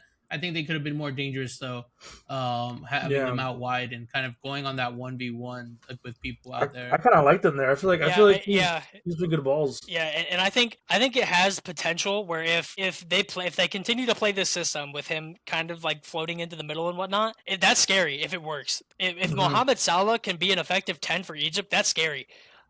Because Ashwar and Zico both have pace on the wings, and then Omar Marmoush can finish any chance you give him. So I think that's scary. If Mohamed Salah is able to be an effective 10 and is able to create plays effectively, Egypt can absolutely, if not win this group, definitely make it, past the first round or 2 of the knockouts. So the way this group is open right now, wouldn't put it past them, man. We've got that we've got Iran versus New Zealand. Yeah, 2-2. This was a really entertaining game. I loved this game. This was, I believe, the last game of the day that it was on. Yes. I think it was a 9 Eastern start. And this was a game that most people probably, especially the Europeans, didn't stay up for. They probably were like, okay, this is where we draw the line at the whole watching every match thing. And I kind of feel bad for him because although it wasn't the most it wasn't the highest quality match, it was really entertaining, and I had a lot of fun watching this game. Elijah Just scores both goals for New Zealand, which in my opinion is not too surprising. He had a decent season at Motherwell. If I can pull up his stats here, he started 32 games, 7 goals, 7 assists, and he was all over the field for Motherwell during their FPL season. So I was not surprised to see him score 2 goals, and you always knew Chris Wood was going to get a lot of the attention, right? Yeah. You know, he's Of course. you know, New Zealand's main player, especially ever since Winston Reid retired. He's their main player. He's going to command a lot of attention, but I do worry for him getting the service he needs. But if it's able to free up space for guys like Elijah Just or even Connor McCoward on the right hand wing, on the right side, or Callum McCoward, sorry, they have the ability to score goals, and I think New Zealand surprised people here. I believed before the tournament started that they could make, you know, a couple results happen, and they've gone and done it against a team that's ranked number 20 in the world for FIFA rankings. New Zealand's 80 something, and then Iran's number 20. So I think New Zealand can absolutely hang. I wouldn't be surprised to see them get a result against Egypt whenever that game comes, but. Yeah, New Zealand impressed me a lot. I thought they looked really good. But the player of the match for me, very surprisingly, was Iran's right back. Ramin Rezaein had a goal and an assist, and played lights out against them. He had, you know, he won every ground duel that he had. I believe it was 6 for 6 on his ground duels. He had 3 tackles, won one of them, and was solid defensively as well. But going forward, this dude, New Zealand struggled with this guy. You know, he's a 36-year-old right back who plays, and he plays, get this, for Fulad Khuzestan in the Iranian Premier League, and he has played, I believe, once, maybe twice outside of Iran his whole career. He had a stint in the Belgian league for 1 year back in 2017. But this dude, very surprising to me. You know, he's guy kind of came out of nowhere and had a life game here. This is what the World Cup gives you, man. This is the World Cup, baby. Yeah. And so I was very surprised by him. Mehdi Taremi didn't really do a whole lot, and he got subbed out. Saman Ghoddos, same thing. So the players you thought were going to do something for Iran really didn't. But if they've got guys stepping up that you don't expect, then they can absolutely get a result and do everything against anybody. So this was a really entertaining game. I don't think either team deserved to win it. I think a draw is very fair. Iran kind of were going for it a little bit more towards the end of the match. But a 2-2 result is absolutely fair. I thought both teams looked really good. Doing it for the love of the game, man. 36-year-old right back fucking mad at the match. Who would have guessed it? Yeah. All right. And that gives us round 2 fixtures: Belgium versus Iran and New Zealand versus Egypt. Belgium versus Iran. I think Belgium. This might be their get right game. I think they come out. They put out maybe 2 goals. Hopefully, if Lukaku's fit enough, they might even get a start. I think they put 2 past Iran, and they might keep it. I think they keep a clean sheet. New Zealand versus Egypt. I think that's gonna be a good game. And I like Egypt just a little bit more than New Zealand, so give me Egypt over New Zealand on that. Yeah, I think Belgium may find Iran a little bit harder to play against than they anticipate. I think they'll get a 2-1 win against Iran, and then I think Egypt probably gets a 1-0, 2-0, maybe 2-1 against New Zealand. I'll go with a 2-0 Egypt over New Zealand. Yeah, for me, Belgium beats Iran. I mean, I think they figure out what's going on, and they hopefully Doku doesn't get like quadruple marked, and he can create something. Or if they're too busy marking him, maybe if Lukaku starts, you know, he can try to pull some defenders too and create some space for De Bruyne or someone to come in and score something. But yeah, Belgium wins like 2-0, 3-0. New Zealand versus Egypt. I'm actually also looking forward to that game. I mean, I kind of want to see what New Zealand can do, and I'm kind of excited to see what Egypt can keep doing. If they can keep replicating the play what they did against Belgium, I think they'll be another one of those dangerous teams. We got to. At what point do we stop, you know, doubting these African teams? You know, because they're all balling out. I mean, I think the only one that we saw that didn't really ball out was, you know, Tunisia. But maybe they can change that now with their new manager. But these African teams aren't making statements. All of them. You got Spain, Cape Verde, Saudi Arabia, Uruguay. Spain draw 0-0 versus Cape Verde, bro. That was a snooze fest of a match. Everybody came in from the Germany match and was like, "Ooh, we're gonna get another beating." But man, people put the house on Spain to get the victory and come out with the 0-0 draw. Man of the match for me was freaking Cucurella. Cucurella was the most like forward-going player, creative player that was for that Spain Cucurella team. as your man of the match over Cape Verde's goalkeeper over well, sorry, no, not man of the match, just like most creative from the Spain team. I gotcha. Misword on that Spanish team. I think the most going forward, Cucurella was the most creative player. Other than I think Pedri was trying his hardest to kind of create, but he was playing further forward, which is not his like natural and like best position. But no, definitely man of the match. We got the keeper. Put in a match, bro. He had a game. He had a game of his life, and a 9.7 rating. Fucking how many saves does this guy had? Saves from 7. six from inside of the box though. Six of them inside of the box. 7 total. But you see that statistic though, and Beto will touch on it a little bit more. But many of those shots were just right at him. They were right at him. He didn't have to. He really didn't have to move. I'm literally staring at the thing like where all the shots were, and they're all 6 out of the 7 are in the middle. And so like that's why I think like people are just like they saw that he made these many saves, and he's like, oh my god, he's like they didn't watch the game. Like he got man of the match just because of the stats, and like I mean he was out there like putting up average performance. I mean like not like looking too crazy, but like I mean people are gonna hype it up like oh it's the World Cup, but 6 of those shots were literally dead center. One was like a little bit high center. I think that's the one he hit the dive and like put his hand up and like hit it like a little bit over, and then he made one dive to his far right, and that was probably the highlight save was the one far right that everyone saw, and I think they think because of that he had like a really good game. I mean, kudos to him. He showed up against Spain, but this is like what I want to call a toothless Spain. This is like there's no attack. There's no one up there that's doing anything. Oyarzabal and Ferran Torres like worst games I've ever seen them play. Gavi, interesting decision to put Gavi on the wing. He's played there for Barca, and I think the idea was for him and Pedri to like interchange and like he'll play in the middle and then Pedri move up, and then Gavi will play in the middle and or I'll play on the wing and Pedri will stay back. But I don't like that. I don't even for Barca. I don't think that works. I think you need a natural winger out there, someone that's gonna do one-on-ones or take on defenders and cross it or pull people towards them. I think the thought process there was for Cucurella to play more out wide, and then Pedri and Gavi to come more central and maybe assist. But it didn't work. I mean, Cucurella did try to do his best, but I think no matter what, you still need a winger out there, someone that's gonna because they see Gavi, they're gonna be like they're not gonna follow him back into the midfield. They're not. They're going to stay out wide. But if you have someone like Lamine Yamal doesn't play left wing, but if you have someone like Yamal, like someone that can dribble out there, and that changes everything. Now they're going to focus more on him and leave Cucurella open. So I think that Nico Williams wasn't fit enough to start this match. He was coming off an injury. Coming off an injury, I think maybe he's a little bit more fit going into week 2. But I think Gavi at left wing just doesn't work. Oyarzabal just doesn't. He's not a striker. If anything, I would rather just throw Dani Olmo up front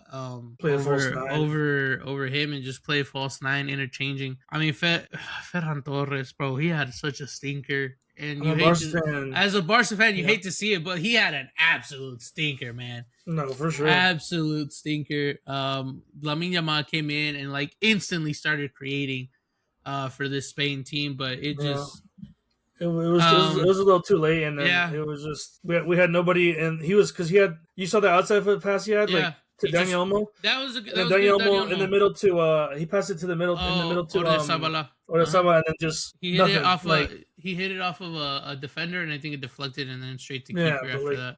Right there is where you need someone definitive, someone clinical that's gonna finish these chances. And Spain, out of everyone they brought, they don't have that. They're gonna rely on Lamine Yamal magic. It feels like, and I feel like that's only gonna take you so far because I mean like we saw as soon as he got on the field, I mean 2 or 3 people on him always, and he'll beat them. Maybe like 50% of the time, but the other 50% of the time he's going to lose the ball, unfortunately, because they're going to keep putting people on him, and it's going to be up to him to make some magic. And you can't rely on magic; you got to rely on the whole team as a whole. Someone's got to step up somewhere. I would have liked to see Victor Munoz come in at that left wing instead of Gavi instead, because Gavi just is not a left winger. He just can't. I think I understand the concept of what it was. He's supposed to drag in kind of like that right back into the midfield and just let Cucurella have some of that left wing, but it just didn't work. And we'll see if they're able to correct ship and kind of get right with Luis de la Fuente here if he could figure it out. Obviously he's Nico Williams coming off an injury. Didn't have a great season for Atletico though, but Lamine Yamal also coming back from an injury. I think Mikel Merino came in and you couldn't even tell that he was in the match.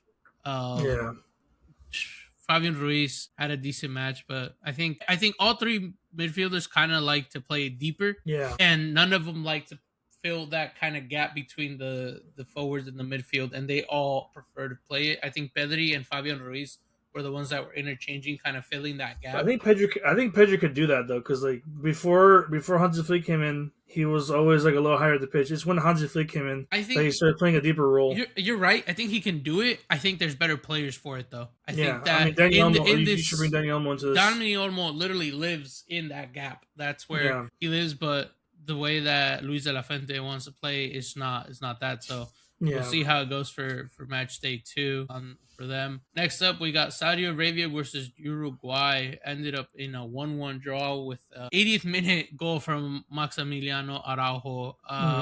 This game did not go as planned for the Uruguay. The momentum was all They were theirs. very But surprised. I think I they think were we all very were. surprised. I think by we all how- were. Yeah, I think Saudi Arabia honestly controlled that first half pretty well. I thought they definitely could have had more than one goal going into it. They had 5 shots in the first half. They had a little bit less of the possession, but I think they created better chances, and they could have had more than one goal in that first half. I think an interesting point that I don't really see a lot of people talking about with Saudi Arabia is that the domestic Saudi players genuinely look better. Like they look a lot better than they did in 2018 or 2022, and I think a large part of this is because of all the imports that they're bringing over from the European leagues. They're bringing over all these guys, Ronaldo, Benzema, and N'Golo Kante, and all of these players that have played at a really high level for a long time. They're bringing this experience, and even the younger players, Darwin Nunez, they're bringing these guys that know how to, and Joao Felix, that play at a really high level and have their whole career. And I think it's making the domestic Saudi players a lot better too. So I think it's kind of surprising to see, and it's really like fascinating, honestly, to see this. You're seeing a nation that has like no footballing culture, but they've tried to almost buy it, and now it almost seems like it's paying off. And I think this is the same thing China tried to do 10, 15 years ago when they were bringing in players like Hulk and Carlos Tevez. And it didn't really work out for them. I think China was just a little too big for that to really have a huge effect. But for Saudi Arabia, it seems like the whole country is buying into this whole footballing culture. And I know that the stadiums, the attendances have kind of dropped off a bit since Ronaldo came in over the last year or two. But the players genuinely look like they're benefiting a lot from this. And I mean, you've got a lot of the foreign players on most of the Premier League teams over there. I mean, you've got I would say it's probably at least 4 or 5 high quality foreign players on every single top league team in Saudi, and I think it's making the domestic Saudi players a lot better. And I think you saw that in this match. So the first half they definitely could have had more than one. But the second half, Uruguay figured it out. I think Marcelo Bielsa got them right in the second half.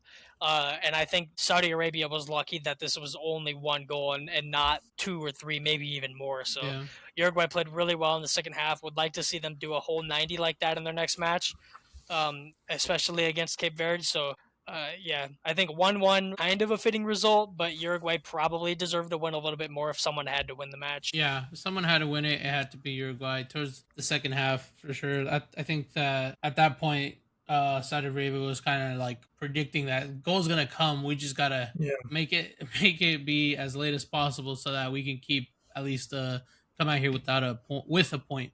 All right, that leads us then to the round 2 fixtures, which is Spain versus Saudi Arabia and Uruguay versus Cape Verde. Give me a Spain of 2, depending who's starting. If we got Lamine starting, I like a 2-0 over Saudi Arabia. If we got them coming off the bench, it might be tricky. It might just win it by 1, but I think they get the 3 points. They got the job done. Spain versus Saudi Arabia. Spain to win.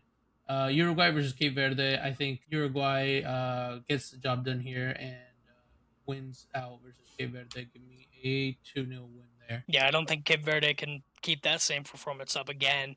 They're going to have to, if they want another point, they're going to have to make that same kind of effort. But I don't think they'll be able to. Give me 2-3-0 Uruguay. And then Spain, Saudi Arabia is kind of a tough one for me.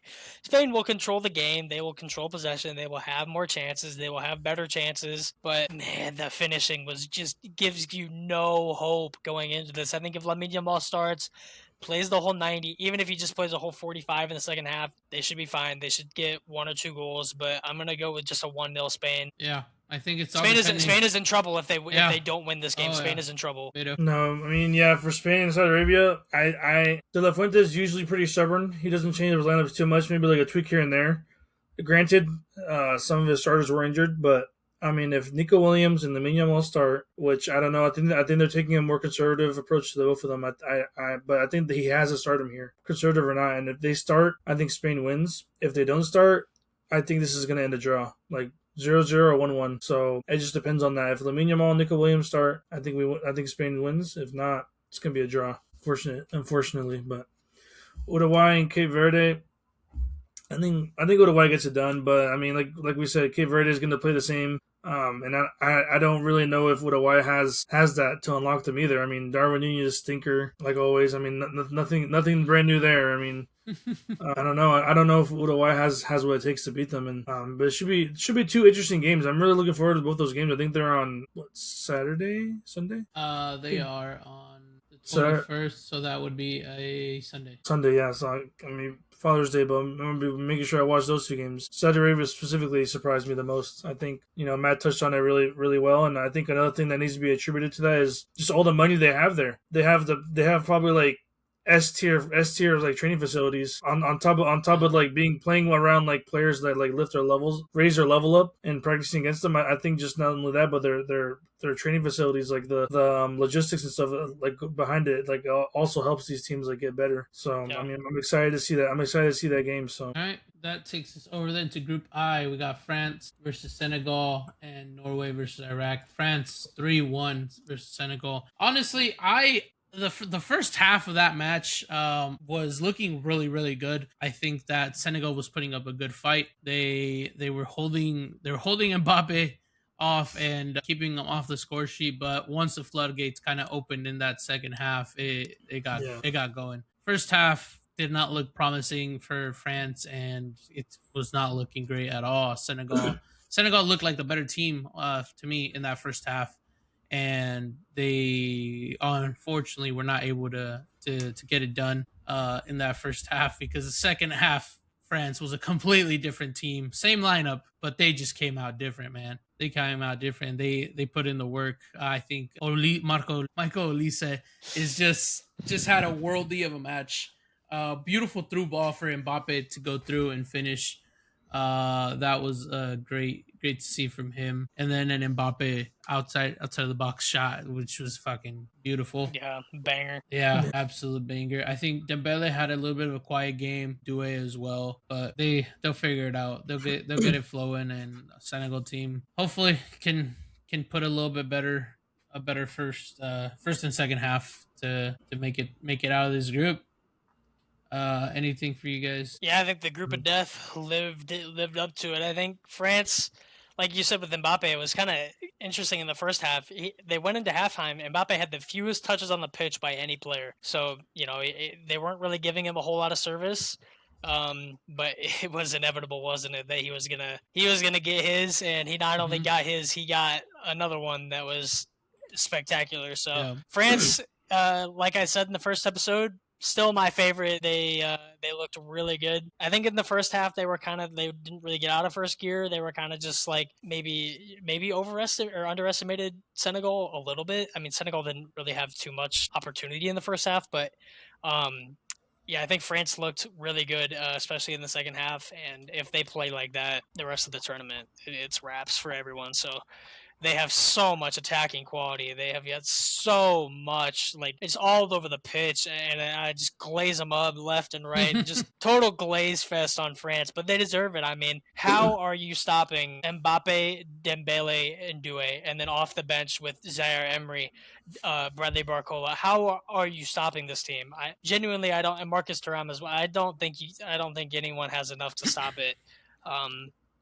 For a whole 90 minutes or 120 in the knockouts. Yeah. So I think my only knock is from Didier Deschamps is that he didn't bring in more people. You got a lot of a lot more games to be played, and a lot of these guys Yeah. should not be putting all 90 minutes on their bodies. So we Yeah, come only from made a 2 long, subs. only 2 subs. We They only are at the brought end. in Barcola and Cherky, and they were like Yeah. 80-minute and 87-minute, bro. Like should have. I guess he felt like the game was closer than it was, and might have been I mean, scared, I feel like but should have I feel like rotated a Senegal. little bit more. That's the only thing I wanted to add. Go ahead, Beto. I feel like Senegal had a really good first half, and I think France got lucky not to concede a goal because literally in the 45th extra time of the first half, I mean, Sarr had a wide open chance and skies it from 6 yards out. I think if he scores that, this is a different game, and I think this game should have been like 2-2 or maybe like 1-1. Because after that, I mean, I think France like they get more nervous because I think they came out pretty confident in the second half because I mean they they went in with a 0-0, okay, fine, but we still have a whole nother half to play, and we have a whole star-studded lineup. So we should get it done. But I think they got really lucky here that Senegal didn't score because they looked pretty. The first half they looked solid defensively in the midfield.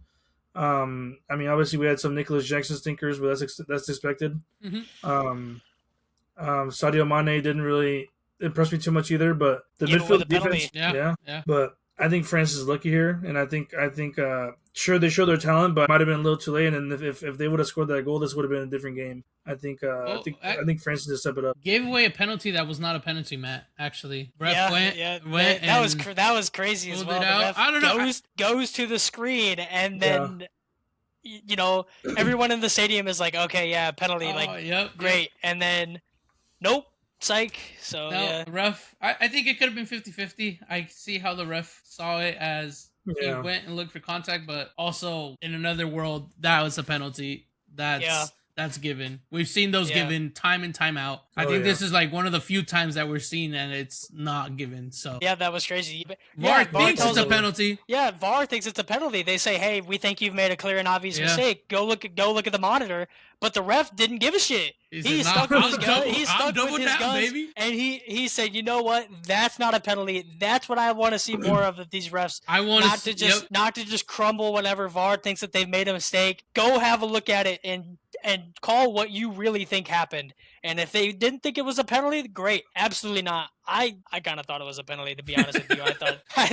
I thought Mane made a bit of a silly challenge there. But, I see it both ways. I understand how it's not a penalty. So, but yeah, I love that. I love that from the refs. So hopefully more of that in this tournament. Hopefully more refs that aren't scared to just call what they see. Mm-hmm. So yeah, 3-1 France, good result. Yeah. All right, and then we got Norway 4-1 Iraq. I think this game went how we thought it would. Erling Haaland got 2. Kind of what you expected from Norway to do. They went out, they got the job done. Haaland with his debut in the World Cup, man, got 2. He said, Mbappe, I see your 2 and I match your 2. The rivalry that everybody thought was going to happen for the past 5 years of them going head to head has finally come to light. Mm-hmm. And they are going band for band, as the youngsters would say. Yeah. I feel like this game, there's not, outside of Holland, there's really not a whole lot else to talk about. Iraq got their goal, which was surprising, and it was cool in the moment, Ayman Hussein, who was he was their leading striker, and he was also the guy that got detained in Chicago for like 8 hours, got interrogated by U.S. Customs. America, baby. But at least they let him in, unlike the Somali referee. So more controversy. At least they let him in, and he got his goal. But Erling Haaland had a great game. I was a little concerned going into this match about where the service was going to come from. I didn't know if Odegaard was going to have enough on his own to make service for Haaland, and you knew Haaland was going to get marked double, triple. So outside of Odegaard, I didn't really think Sanda Berge and Arsenis were going to really be able to make that space for him and give them those chances, feed him those opportunities. But Odegaard, I think, got an assist in there. So Antonio Nusa looked okay. Storloth, I thought, was a bit of just like a distraction. He was just there. Yeah, he was just there. Storloth was just there. He didn't really do a whole lot. But if it's a way to get more men off of Erling Haaland, then I'm sure, they won't complain, and I'm sure that may be his job to an extent. So, 4-1 win for Norway, really dominant. Looking forward to their next 2 games against Senegal and France, see how they do. Beto, anything you'd like to add? I mean, kind of like what I was saying. I mean, if Holland can get on the ball, if Holland can get balls in the box, I mean, he's gonna score them. I mean, one of them, was created by him. Pressure. I mean, you got fucking, what is he, 6'4", 6'5", fucking big ass dude running at you. You have to make a good pass. He's gonna catch up to that ball. He's a fucking freight train. I mean, he's not stopping. He's gonna come after you. And I think they need to do better on that. Like this is the World Cup. Like you're a defender. You got to put some fucking oomph on your passes. Yep, for sure. But Holland played really well, and just another interesting thing that I saw. But apparently, what is it? I think Holland, Sorloth, and Thorsvet. I think that all their dads played together in the World Cup back in '94. Is what they said. Oh, that's cool. And so that was actually really cool that I saw that they showed that, and I was like, wow. It's an interesting fact. Good for them. All right, so then that leaves us for round 2: France, Iraq, and Norway, Senegal. Give me France again, another 3-0. 3-0. Give me France 3-0 versus Iraq, and give me Norway versus Senegal. I like this might be a draw. Give me a 1-1 draw here. I think Senegal might put up a little bit more of a fight than Iraq did, and keep them at bay, and give me a 1-1 draw. Yeah, I think France. Honestly, I would not be surprised to see France rotate their lineup a little bit and put in guys like Marcus Thuram or put in Barcola. I think they'll leave Mbappe up top just because he's gonna want the golden boot and he's not gonna want to come out. But honestly, I would not be surprised to see France rotate their lineup a little bit and give maybe even Jean-Philippe Mateta some game time as well in there. So I'm sure we'll see Ryan Cherki. I'm sure we'll see N'Golo Kante. I'm sure we'll see Malo Gusto, maybe Maxime Lequad, maybe even Luca Digne. But give me 4 or 5 for France. I'll go with a 5-0. I think Iraq is just poo-poo in this group, and it's kind of tough they got drawn into this group, and I think the fact that they scored a goal already is probably more than what they expected. Give me 5-0 France. Norway, Senegal, great match on our hands here. I think this could go either way, honestly. I'll go 2-2. I think there will be a draw, and I think Holland will probably get 1 or 2 more, but I think Senegal will look a bit better against Norway than they would France. Yeah, I think for sure France. I mean, that's given for all of us. France versus Iraq. France is winning that one. Iraq didn't really show enough to warrant any other result. Norway versus Senegal. I'm kind of leaning toward the tie also. I mean, this is gonna be interesting. I don't know.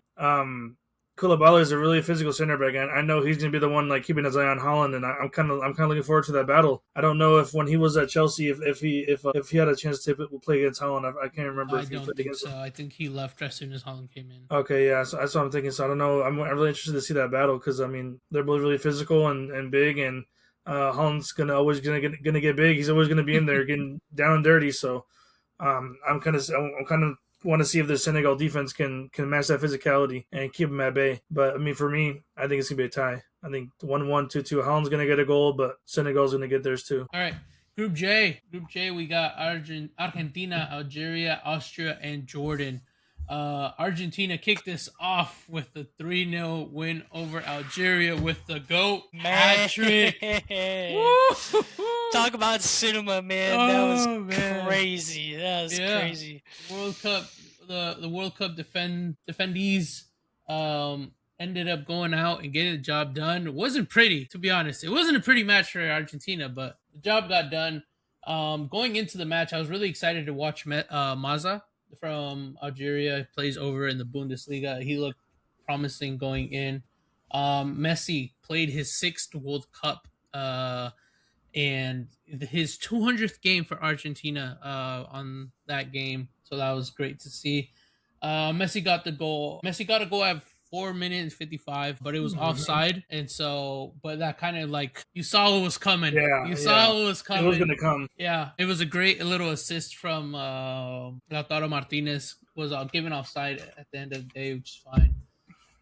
Algeria were not coming and sitting though. They were not playing haram ball. They scored. They were bringing the game to Argentina. They were I'm playing my game, man. And so I love to see that. I love that there was no haram ball here, and we were playing.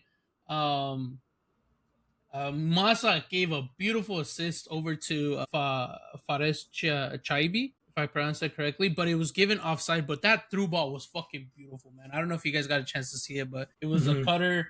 Maza was cutting in from the right side of the field across, and through ball went over between Montel. I think it was unfortunately given offside for Maza and Algeria, but Montel was not looking great at right back. He was getting fucking beat every single time over on the right back position. And then at the minute 17, we had the banger outside of the box from Messi, 25 yards out. Could Zidane, oh yeah, right, Zidane, Luca Zidane done more? I think Yeah. maybe it was a different keeper. Maybe he's able to stop it.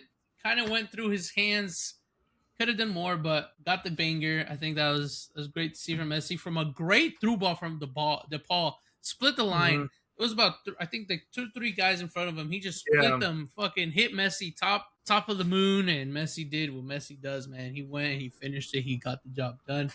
That was his 14th goal, and then after that we got Argentina was looking loose still though. It wasn't looking like they were trying to keep the ball and like move it around and pass. Kind of looked like they were just letting Algeria have the ball, man. Let him have the ball, and they were trying to do the Haram ball. They were trying to just go on the counter attack and beat them while they're trying to push them. Second half, Molina comes in for Montiel. I think it was just tactical. I think they realized that he's just getting beat out there and they needed to do a change. I don't think it was an injury. I could be wrong though. Algeria came out and played again. Second half, they brought the game out to Argentina. Did not let them have their way with it. Almeida was playing over at right, I believe at left wing. You could barely tell that he was in the match. I don't think he was very involved. Didn't produce much out there. Then there was, then the changes came through. Nico Gonzalez came in for Almeida at the minute 55. Juliano Alvarez came in at the 55 as well for Lautaro. The ref looked like he was letting the lads play. I think he wasn't calling much, unless there was a clear and obvious foul. Was letting him play. It was a rough game. Letting him kind of play that South America type style ball. And then Messi got the second goal, rebound from a shot from, I think the shot was from McAllister outside of the box, and just bobbled it, let it hit his chest, and kind of like, here you go on a platter, just put it away. And Messi did it. He was there, put it away. Zidane was not looking like a great match. Zidane stinker, man. Stinker. 2 goals could have been avoided. I mean, for sure. Those 2 goals, he could have done more from him. And then ultimately Messi got his hat trick. At the end, I think it was the 75th minute. Messi again, that classic one that you saw when he was at Barcelona, sending it to the left back, and the left back hitting him top of the box, taking a touch, and then just putting it away. Saw that so many times over at Barcelona, and like one of his like fucking favorite plays to do is just hit me top of the box and I'll bury it, man. And he does it. That hat trick brought Messi to his 16th goal, matching Klose, top scorers for the World Cup. And so I think my GOAT is doing GOAT things. I love to see it. Ultimately, was not a pretty match for Argentina, though. Yeah. That 3-0, when people look back and like, oh, 3-0, oh, they had a good game. No, it was not a pretty game. Was not a decisive game. At any point, you felt like Algeria could have got a goal, could have ended up maybe putting a little bit more pressure on them by getting some goals past them, but ultimately they got the job done, which matters. Like we say at the end, people are not gonna look back and be like, oh well, they struggled on this match, but it is what it is. I think Messi had a great game. DePaul also had a good showing, showing why he is the bodyguard of Messi. He loves following him around. Enzo Fernandez also felt like he had a good game. Decent game, actually. I'd say decent game in midfield. You want to see more from him, kind of dominate that midfield a little bit more. But yeah, pass it on to you guys. Yeah, I don't really have a whole lot to add to that. I think you hit pretty much everything nail on the head. One random thing that I do find funny though is after every Argentina match, especially ones that they win, every club will post an update on their players that play in the match, and if your club has any Argentine players that played, they'll say congratulations to Christian Romero for playing, and then it's always a picture of them with Messi. Every time it's just a picture. It doesn't matter if it's like what club or what player. It's a picture of that club's player with Messi. I always think it's really funny to see that after like every Argentina game. So But yeah, you hit it pretty spot on those. Barcelona still posts freaking Messi posts every time he plays even for Argentina. He hasn't been at a club for a while, but Barca still posts it. But Beto, anything from you? GOAT. Yeah, the GOAT, man, the GOAT. I mean, this kind of define. I mean, yeah, like we were saying, he's the GOAT. This kind of set the tone. Like, he's the probably the best player of all time, in my opinion. He's going to this tournament. He's setting the standard for these youngsters. I mean, he's like, hey, y'all can score 2, I can score 3. So it was good. So I mean, I'm excited to see what he can do, and I mean, I'm glad that he got his rest. They took him out early so that way he doesn't get too overwhelmed. Algeria, they played good. I think they tried to go through Massa, but it just wasn't working out for them. They couldn't find the goal. So all right, and then that brings us over to Austria Jordan. Actually, before we switch over, I think Algeria has what it takes to get second place in this group at least. They showed a lot of greatness, to be honest. For me, they lost 3-0, yes, but it wasn't these guys think 3-0. If Lucas Zidane could just figure it out and stop some goals, stop some shots, I think that'll help them. But they have what it takes, I think, to get second. And then that brings us to Austria versus Jordan. 3-1 Austria wins over Jordan. I did not get a chance to catch much of this game. I think Matt caught a little bit of it. Yeah, Jordan surprised me in this game. Jordan looked pretty good for a little bit, and they had a number of opportunities. Really, I thought they should have probably scored more than one goal, but Austria just had a little bit more quality. Jordan couldn't quite hang as long as Austria could, and when you've got guys like Marcel Sabitzer, Konrad Leimer, so they're always going to be able to put up a fight. Even David Alaba at the back is still solid. So Jordan, for it being their first ever World Cup match, I thought they had a really good showing. I thought they very easily could have scored an extra goal or two. And obviously they had it tied 1-1 at one point, but as soon as Marko Arnautovic came on, the game kind of changed. So Arnautovic played really well, and I would be surprised if he doesn't start over Kalajdzic again or in the next match. So yeah, I think Austria, they got the job done, which is all that matters. But Jordan looked good. They looked all right. I don't think they'll win, especially against Argentina or Algeria, but I think the Algeria-Austria match on the final match day will be the decider of whoever gets out of this group, because I think this will probably be a group where unless Algeria is able to get an extra result somewhere, I would fully anticipate this being like a 9-6-3 group, so third place probably doesn't go through. I would anticipate Austria probably just losing to Argentina and then beating both Algeria and Jordan as they already did. So yeah. Beto, anything? No, I mean, this is, I think, pretty straightforward for the Argentina game. I think they get it done against Austria, and then Jordan, Algeria. I think Algeria can beat Jordan. I didn't watch the Jordan game, but they looked good. They looked surprisingly better than you might anticipate. So really?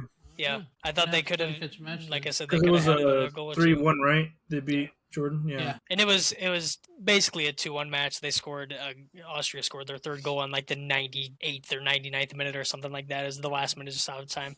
Yeah. So, All right. but yeah, basically 2-1 is a close game. All right, that leaves us then Argentina versus Austria and Jordan versus Algeria. Give me Argentina to win 3-1, but I agree with you. I think Arnautovic should be starting, and that should change this Austrian team a little bit more.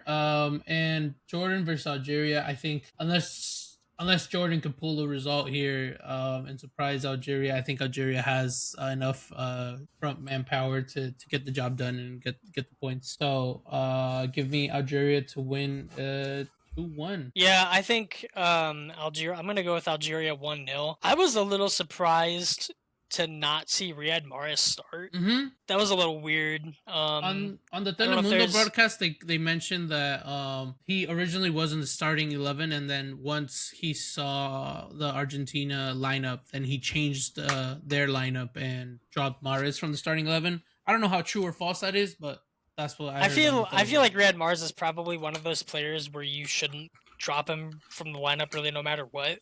I mean, he's probably the best Algerian player to ever play, so I would like to see him start. I don't know why he didn't start against Argentina, but I would like to see Riyad Mahrez start. the next match. I think they'll beat Jordan 1-0, and then I think Argentina will probably beat Austria. I'll give it like a 2-0, maybe 2-1. Yeah, I mean, I think Argentina definitely gets it done. I didn't watch like too much of the Austria game, but you guys, from what you guys said, I don't know if it's enough to beat Argentina. I mean, they might put up more of a fight than Algeria, I would hope. So, I mean, because I'm hoping for a good game, because that's on Monday, I believe, Argentina versus Austria. So, I think Argentina takes it 2-0, 3-0. Messi's going to get his. Jordan, Algeria, I think Algeria will probably win that game. It's going to be probably like 2-0. Right, that brings us over to Group K. Portugal, Congo, Uzbekistan, and Colombia. Portugal draw 1-1 versus Congo. Oof, not Cristiano looking Ronaldo, hang it up, Unc. Hang it up, Unc. This guy is finished. Finissimo, cuz this guy is done. Yeah, no, Unc is done. Unc has to let the youngsters play and let somebody else come in as striker and get the job done, because he was not looking great out there. Like, it's Gonzalo not even, Ramos is right there. Yeah, he is right there. Yeah. And he didn't get subbed off. Roberto Martinez is like, well, when you have a guy that's been as good as he is, why would you take him off? And I get that, but come on, man. I think they're not gonna bench Ronaldo. I think there's no way, unless it comes down to game 3 and they need the 3 points. I don't think it comes down to them benching Ronaldo. I think with the way this World Cup is set up, they'll get through whether it's second or third in their group. But this is not what you want to see from some people's GOAT. Go out there. Messi just put a hat trick on their head the other day. Whose GOAT is this still, man? Speak up. Speak up if this is your GOAT in the comments. Because you are fucking wrong. You are wrong. Man has to hang it up. Call it good. But he's going to come out and say, it's just 7 games. Doesn't matter. Nobody cares. And that's why he doesn't have a World Cup. Yep, does not have a World Cup. Apparently it's just 7 games. Just 7 games. But it was a stinker. I think that Portugal in general played pretty badly. Not just Ronaldo. I think that they were not able to create. I think Bernardo Silva out at right wing did not help them at all. I think they looked a little bit better when they brought in. There was more creativity once Bernardo Silva went off of the pitch. Yeah. Cancelo was trying out there at right wing, right back. But overall, I think the Portugal team kind of looks stinky, bro. Yeah, I think this was kind of just a one-off, maybe getting their legs underneath them. I think they'll be fine. They get Uzbekistan next. Go ahead and pump the goals in. Go ahead and farm a hat trick. Penaldo probably get a penalty or two, and yeah, so that'll be an easy get-right game for Portugal, or at least it should be. Yeah. Beto, anything on your end? Yeah, I mean, I think we've shown him enough. I'm gonna keep showing him. I mean, Ronaldo needed to make a statement. His so-called rival yesterday, Messi, scored a hat trick, and he's over here dropping fucking stinker performances. So yeah, it was bad. I think he needs to figure it out. I mean, if you can't figure it out, fucking take him out. Like, at what point do you take a player out after they perform so bad? Right. I mean, I remember I'm pretty sure the last World Cup, they would sub him out, and then I think Ramos came on and scored whenever Ronaldo wasn't there, he scored a hat trick when Ronaldo wasn't starting. So I don't know, man. At what point the experience is there, but he's not all there. He's not the same he was, man. He's a shadow of himself. Shadow of a man. Yeah, 3 shots, 0 on target. It's not what you want to see from your starting striker. It just seems like he's being selfish. Yeah, all you saw was him running around the pitch going, fucking mad at his own team, and he was complaining. Getting mad after the goal, the Congo goal as well. He was getting mad at Jose Sauce. Yeah. So, cinema, man. Cinema. Yeah. All right, then that takes us over to Colombia. Yeah, Colombia, Uzbekistan. Luis Diaz put on a match, man. Oof. That first goal was crazy nice, especially from Daniel Munoz. The little touch over the goalkeeper to finish. That was a great goal. Great goal. Luis Diaz had a lot of chances in the first half as well. I think he hit the post. Running on the left wing, hit the far right post. But I think it was a great match from Colombia. I think Luis Diaz proved why he's one of the best left wingers in the world. Yeah. And got the job done. Almost getting the Barca. Almost. Unlucky. It's all right. It was looking. Uzbekistan was going for it though until that last 90th minute goal. Uzbekistan was knocking at the door, man. They had a couple opportunities, hit the post a couple times. Oh, that one shot. Yeah, the right back. That was at the end. screamer, dude. Yeah. That would have Screamer been. hits the crossbar. I think if that goal That'd be goes close in, relation it goal, though. ends 2-2, and that's the game. The header in. Yeah, Daniel scored the first goal. The sub that got the header goal. The play. Yeah, it Yeah. was. Did not give up on the I play. did not expect him. I think to get they that were ball. on the floor twice, and they got up and fucking kept going and got the cross. Well, yeah, the other guy was way bigger than him, and I'm surprised he got the ball still. It was that low center of gravity helping him out there. Yeah, he was able to fighting for it, man. keep the ball on, and then beautiful cross. Yeah, right in the dome. Yep. Great to see. That leaves Colombia with 3 points, and Portugal and District Congo one with 1-1. Yeah, so group is wide open. Uzbekistan. Yeah, I thought Congo looked good too. Yeah, so. Congo looked good. Congo look good. Congo can make some noise in this group. Yeah, I think you're right. That takes us to the round 2, Portugal versus Uzbekistan. I think Portugal uses this as their get right game. Get a couple goals past them, and they feel all right, and they forget what happened week 1. Colombia versus Congo. I think that's gonna be a very good match. I think Congo might be a little bit held off. Might try to get in with a little low block, but I think they got what it takes to go through. And so give me a Colombia win of. It'll be dicey, but I think a 1-0 80th minute goal gets the job done. I'm gonna go 1-1 in that game. I think Congo gets something out of that match. I think they definitely could. They've got what it takes. The midfield is nice. The Bakambu and Vusa looked nice. I mean, defense is all right too. Aaron Wan-Bissaka and Arthur Masuaki running down the wing. So a couple of Prem lads there. Yeah. Or I guess ex-Prem for Masuaki. All right, and then that takes us over then to our last group is Group L. England, Croatia, Ghana, Panama. England 4-2 versus Croatia. What a match we got. Perry Payne got the job done. Gets a penalty in the the 12th minute. Yeah, misses. Gets it blocked, but rightfully so retaken. Goalie was off the line, not allowed anymore. We're not in fucking 2010 where you could come off your line anymore. Retakes it, buries it, and just kind of goals started flowing. As soon as that goal came in, it just was kind of like nonstop, man. That was a great first half from both teams. Fucking Croatia with a banger, bro. It was a good match, man. I didn't expect Croatia to put up such a match. I'm not gonna lie. Yeah, same. This is my favorite match of the round. Was watching this one. This one was. I think a lot of people. I mean, like you said, you didn't think Croatia. I doubted them too. I didn't think they had it in them, and then they're over here like scoring goals. It was what 1-0. It was, and then they tied it up, and then tied up again. So it was 2-2 at some point. So it went penalty Harry Kane, and then I think it was the Martin Benoit. It was the guy when he scored. He just shot it past Pickford. And then after that we had the goal from Harry Kane from a cross. Yeah. And then again 2-2 draw at the 45th minute. The last play of the game. I think it was before the half. For the first half. Yeah. Yeah, and so 2-2 going into the dressing room. Yeah, that first half was crazy. That one, it was. Croatia surprised me, but then England got it done. I mean, they had the talent, they had the bench, they had the depth, they got it done. 47th minute, Jude Bellingham with the run in. Yeah, that was a nice goal. It was a good goal from him. And then subs came in after that. Anthony Gordon came out, Rashford came in, and Rashford went in and got his goal, man. Yep. Got a goal.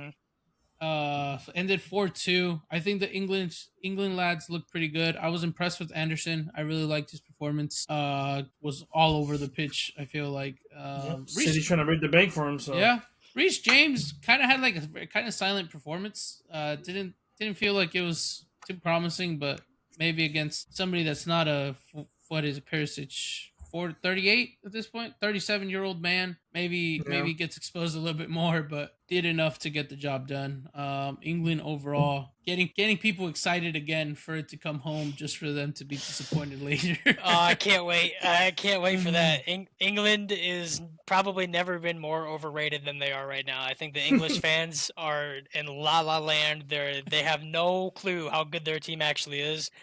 And I think the fact that they conceded two goals to Croatia and almost lost is very sad. I think this Croatia team is not good at all. I don't think that Luka Modric, fucking dinosaur. I mean, he couldn't even make it 60 minutes before they yanked him, and they still scored 2 goals in that first half. I think Harry Kane, Jude Bellingham, and that's about it. I think Declan Rice, okay, whatever. Noni Madueke will not do that in the knockouts. He will not have a good game in the knockouts. You play a team with any sort of like quality. Like if they go up against like the Netherlands, they're losing like 2-0, 2-1.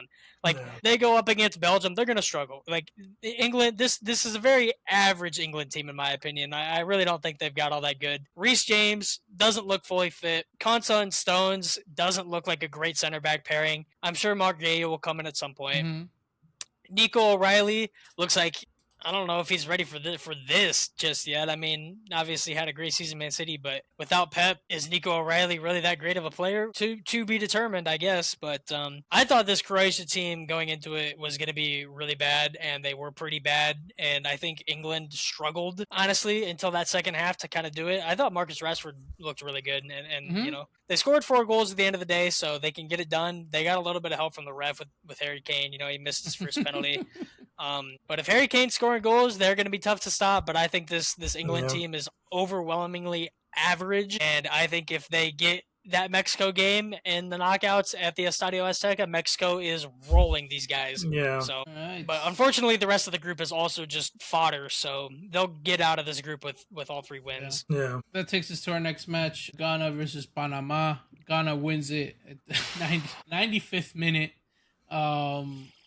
I did not get much chance to watch this game, so I can't comment on it. Yeah, I thought this was probably the most boring match that we had of any of the first match day games. I thought this, and even if you were to look at like a momentum chart, it's just like flat almost the entire game. Yeah. Like neither team was really like going for it. Neither team was really making a bunch of chances, creating anything spectacular. I thought Antoine Semenyo was ghosting the entire game. Semenyo ghosted Jordan Ayew, I guess was really kind of one of the only ones trying for Ghana. And then ultimately it's I think it was the right mid or right back who ends up scoring the 95th minute goal. And they just, everyone in this match just looked so lethargic. And you knew that this was coming from Panama because this is just how Panama plays all of their games. Yep. This is how they have done well in the CONCACAF Nations League. This is how they have game, brother. Yep, and they brought the CONCACAF to the AFCON, and a nightmare matchup. You just hate to see it. It's the two regions of the world that really try to hone in on the haram ball and the terrorismo. So, I thought neither team really looked good at all at any moment. I thought the goal in the 95th minute was just Panama being lazy and them just being tired. And you know they almost didn't even score that goal. The guy almost shot it over the bars. So, I think neither of these teams look good. I think they both lose to England and Croatia. All right, that then takes us over to England versus Ghana. I think England wins that game. Like you said, it's kind of a fodder match for England, but they end up winning this game. And Panama versus Croatia.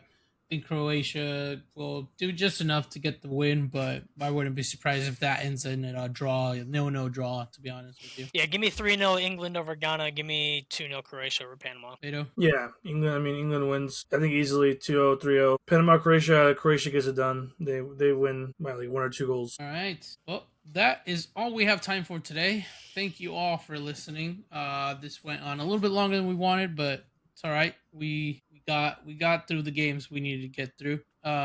Make sure to like, follow, subscribe, follow us on all socials. They'll be linked down below. The UMB Footy Podcast on everything. Let us know who your best team is to watch. Who you look forward. What matches you're looking forward to.